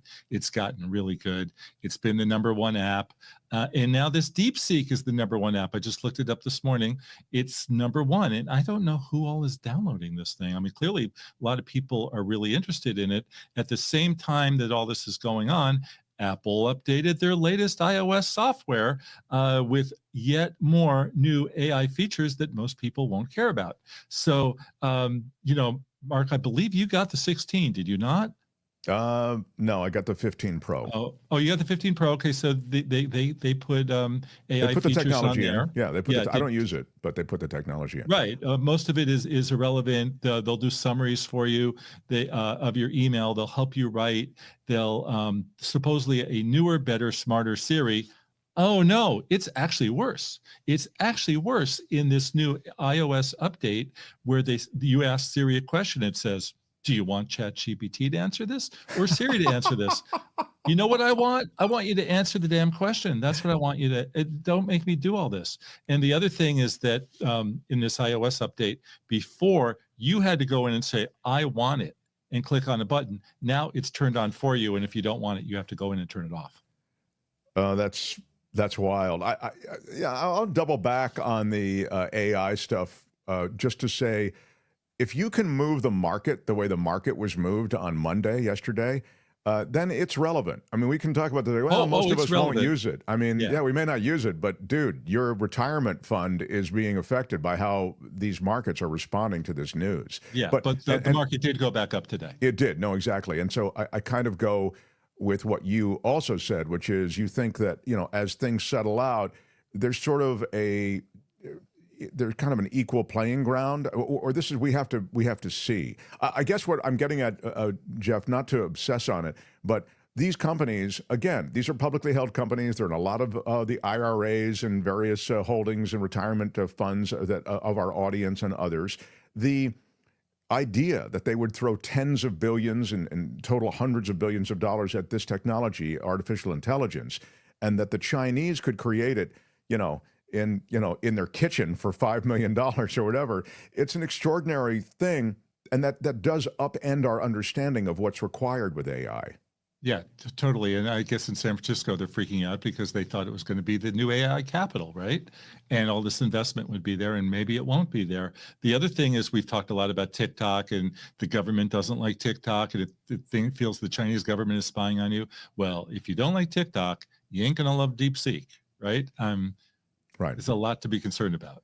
Yeah, a very, very good point. Several good points there, yeah. So this is a to be continued situation, but Deepseek is right now still enjoying a romance period. But as I understand it, because of a hacking, it was actually, the downloads were stopped for a time. Are they back up? Can you download it today?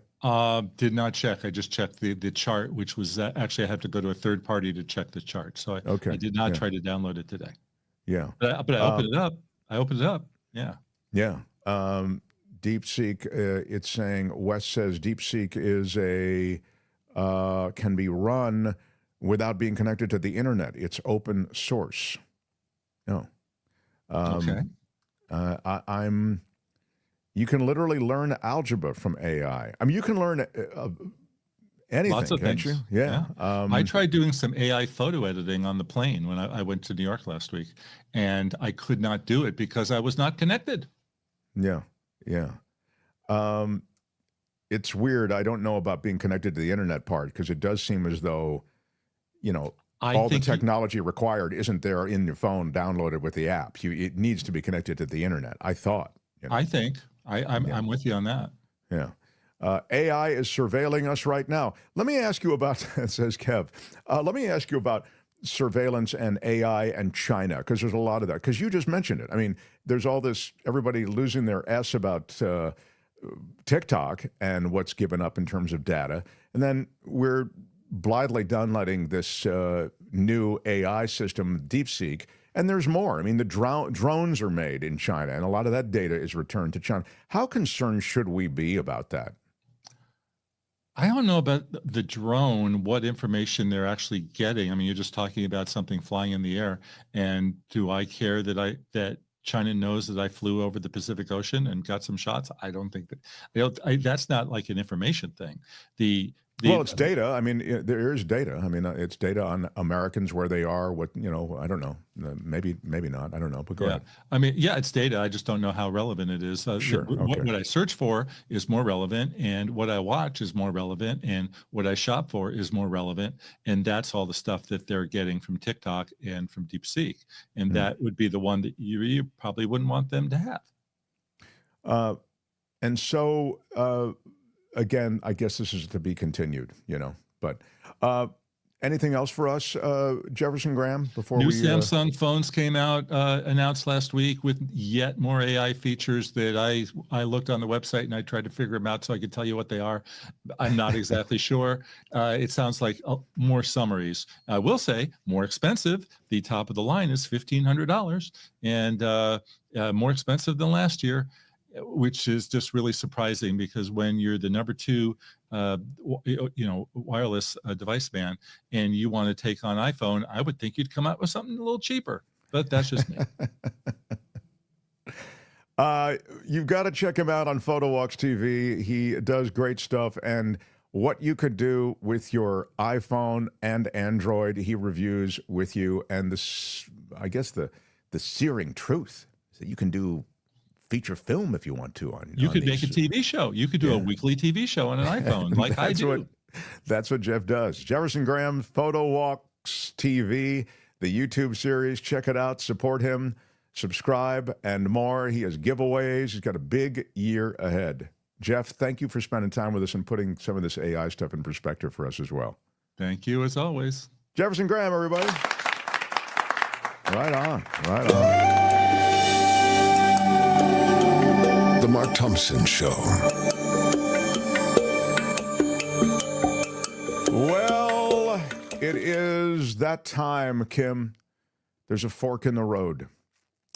That fork is... we're about out of time. Oh, no. In the allotted time that we have prescribed for the show. But we haven't done any news. Yeah, it's a problem. But we also haven't done Law and Disorder, and you did kind of tease that earlier. Oh, my God. I can't believe it. This is what happens when the show is good and packed full of interesting content. God, who can I blame for this? I blame you. All right. Yeah, probably me. Yeah, yes, I concur. Well, should I do Law and Disorder, Tony? What do you think? Tony doesn't care. Yeah, he doesn't. What is chat? We should start a poll. Thanks, Tony. Kim, what do I do? Law and Disorder, or do I do good? Here are your 3 choices. Okay. Law and Disorder, news with commentary, and goodbye.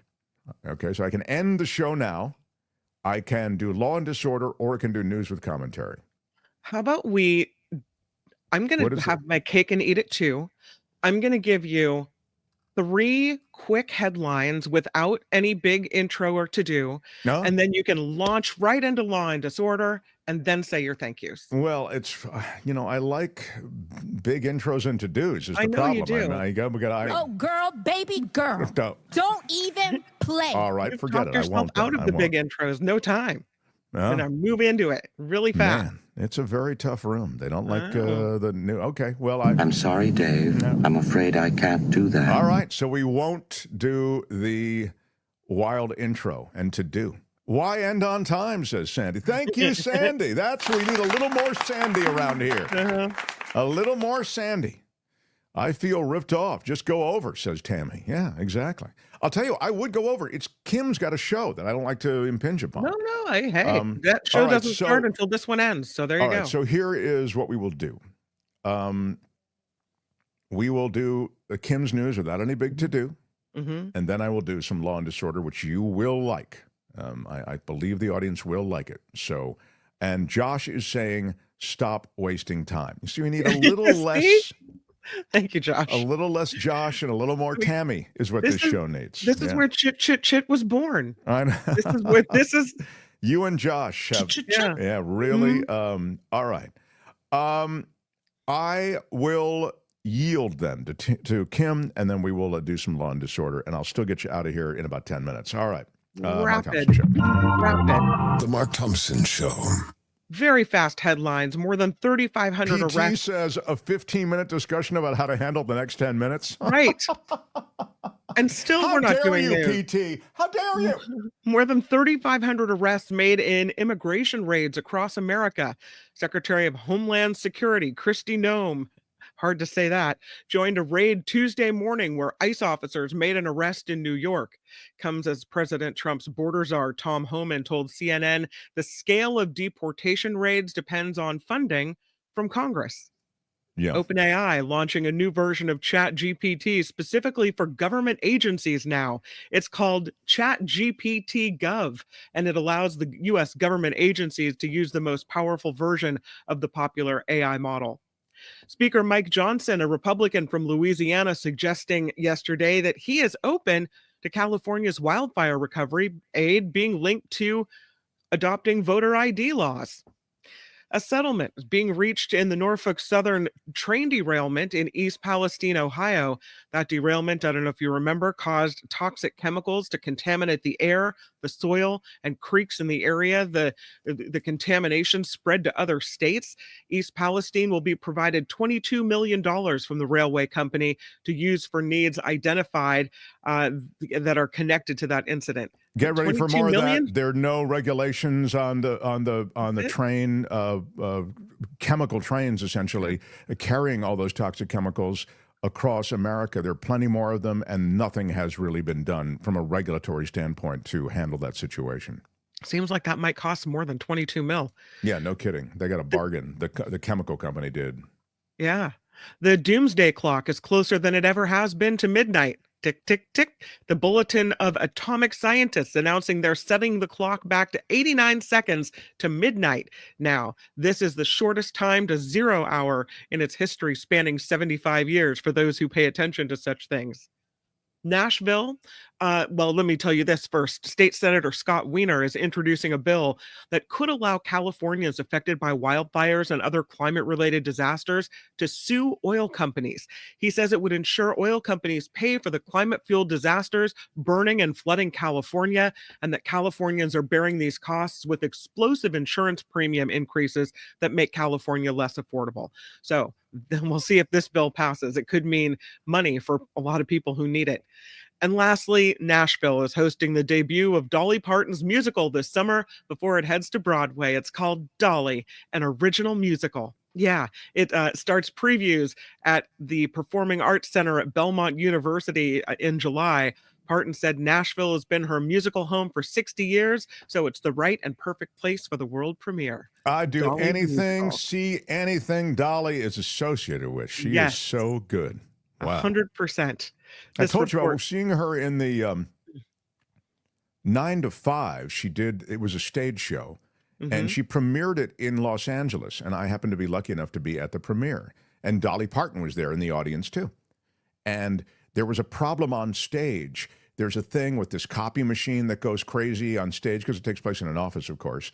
And the copy machine starts spitting out all of these papers everywhere, but it didn't work. And so they stopped the production down, and they dropped the curtain. Yeah, and so 9 to 5, of course, was a movie, and those are the movie actors or actresses. But the stage show they had some named people in the stage show, but it wasn't these people. But anyway, it's inspired by the movie. So in any case, they stopped the production down because of this problem with the copy machine not doing what it's supposed to do. And they stopped the production down for 5 minutes, and then it went on like maybe 8 minutes. And after about 8 minutes, Dolly, who's in the audience, as I say, gets up, and she says, "Well, we've got some problems with on stage, and they're going to handle it, and don't everybody worry. We're going to keep this production going," in her charming Southern way. And then she sings 9 to 5 a cappella with the audience clapping, and then the audience started singing with her. It was brilliant. I mean, it's like, once again, when something goes wrong, Dolly saves the day. Yeah, how much more fun it can be sometimes. So anyway, that was the Dolly Parton moment for me, but I love everything she does. I went love to see that her story. Everywhere. That was the best. Yeah. She's awesome. She is cool. I was going to end it with Dolly, but I'll end it with this story. Less than half of Americans trust President Trump and Robert F. Kennedy Jr. to lead the country on health issues. This goes to what David Cay Johnston was speaking. KFF survey shows that 42% of respondents said they have at least a fair amount of trust in Trump to make good recommendations on health. A similar amount said the same about Dr. Oz, who Trump picked to lead the Centers for Medicaid and Medicare Services, and his HHS nominee, Robert. My wife wants some vegetables for crudité. Oh, that's right. Thank you, Dr. Oz. That's right. Very nice. Yeah. This report sponsored by CoachellaValleyCoffee.com, the very best coffee, the very freshest beans, and the most delicious teas. CoachellaValleyCoffee.com is the website. Please use Please use the code MARKT at checkout. Use it. Get you 10% off. That's right. Good deal. Yeah. Kim McAllister. This is the Mark Thompson Show, and Ladies and gentlemen, I'm Shadow Stevens. This is the Mark Thompson Show.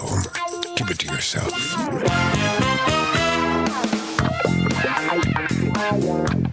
Who's Mark Thompson? We are continuing. It's OT, overtime. That's right. Excited that everybody would hang out. Let's get into it. Here is some law and disorder. In the criminal justice system, the people, Pimps, addicts, thieves, bums, winos, girls who can't keep an address, and men who don't care, are represented by two separate yet equally important groups. A cop, a flatfoot, a bull, a dick, John Law, you're the fuzz, the heat, you're poison, you're trouble, you're bad news. These are their stories. There's an Indiana man pardoned by Donald Trump for the January 6th riot. There he is in all his riot garb with his beanie on. There he is, entering the Capitol. Things didn't work out so well after the pardon. He gets pardoned by Donald Trump for his role in that riot. And now he's been shot and killed by a sheriff's deputy during a traffic stop. Uh-oh. It was just after 4 o'clock on Sunday. Jasper County, a sheriff deputy pulling over 42-year-old Matthew Huttle of Hobart, Indiana. While trying to arrest Huttle, police say that he resisted and began struggling with the deputy.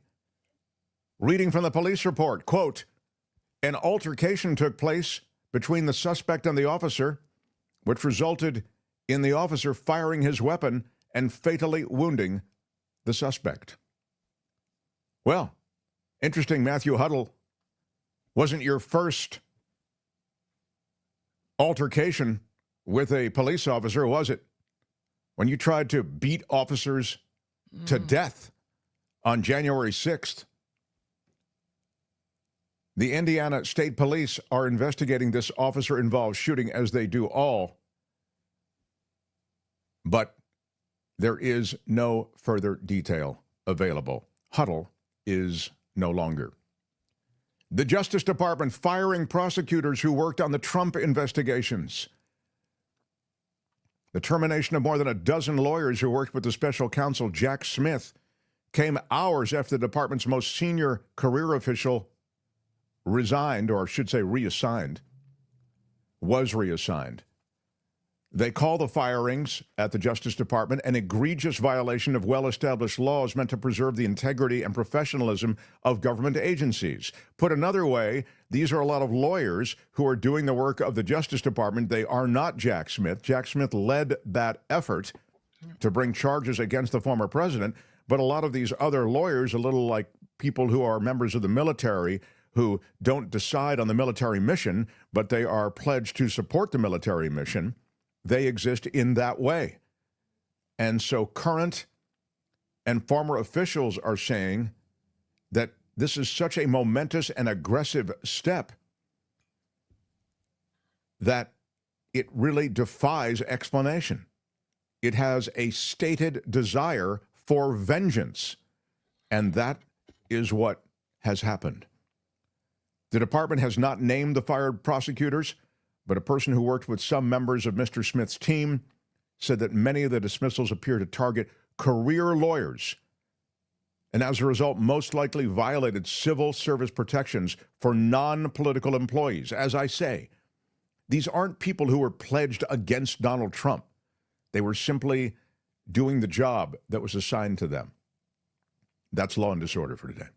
Tune in again next time for more Law and Disorder on the Mark Thompson Show. All right, that's it. Let's roll. Hey, let's be careful out there. At the end of the show, I will quickly run through some comments, and then I will wrap things up.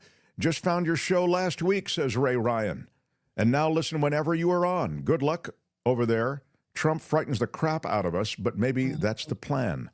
Keep it up, Mark. There is a shock part of Trump's plan, and I don't know to what extent that's effective politically, but he's also, throwing a lot of red meat to his MAGA base, and his MAGA base is substantial. I mean, we always, well, he's got a third of the country, Mark. It's not enough to really, and I always said, I don't know about that third of the country stuff. A lot of what he says is sadly resonating with more than just a third of the country. Anyway, Ray, thank you for being here. Thank you for recognizing the show and discovering it, and glad you're hanging out.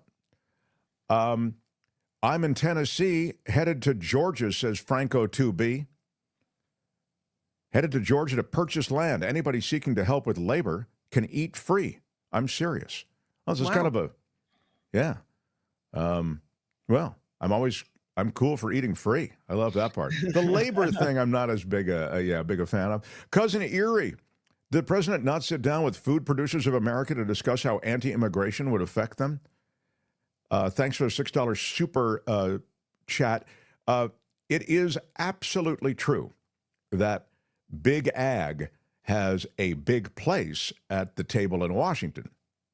It is also true that these immigration policies do fly in the face of a lot of the agenda items of Big Ag. I mean, you cannot, and I told you yesterday, we went through the entire thing with these Chevy Suburbans that were parked in front of these various agricultural collectives, and they shook down a lot of the immigrants there. They wanted to see proof of immigration papers, of immigration status, et cetera.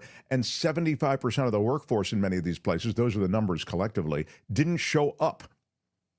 And so there is produce that is dying on the vine, if you will, quite literally in many cases, and it's not getting picked because there's nobody there to do it. Same is true in slaughterhouses, same is true in sanitation services, et cetera.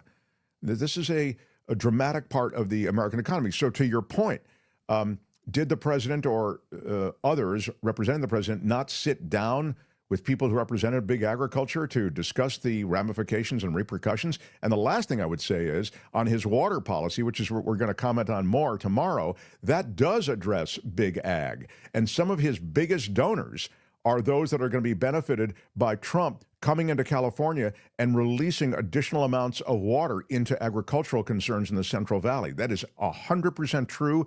Google it, and we'll talk about it tomorrow. Vivian Alshawa, thank you for the super sticker.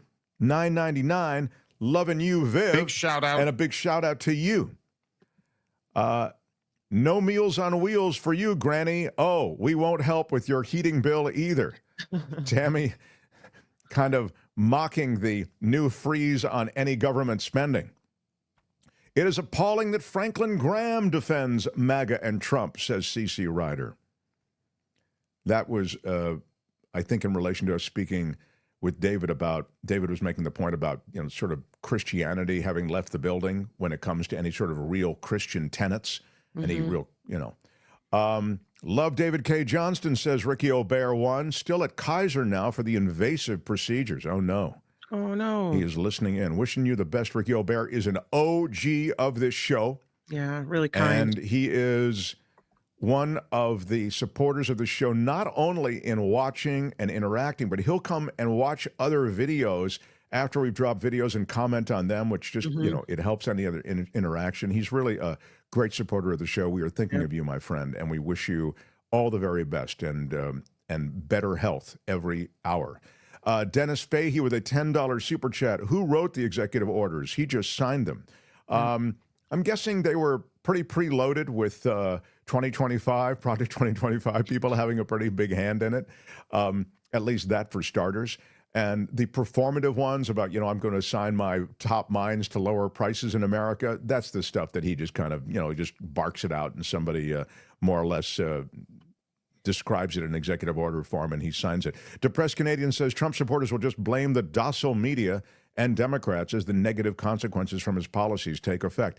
Thank you for the $10 super chat. And of course, you're right. There's plenty of blame. It's a tried and true mechanism. Just blame the Dems for anything that goes wrong.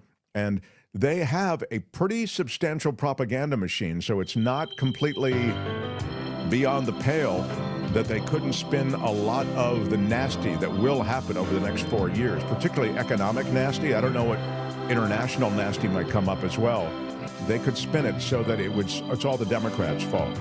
We'll see. The anti-woke movement is in charge, and they're going to hang a lot on anti-wokeism. So that is a wrap for today. We did it all. You got your Law and Disorder. You got your David Cay Johnston. We talked about What did we talk about at the beginning? Oh, the RFK Jr. stuff. I thought that was somewhat interesting. And more. Kim, thank you.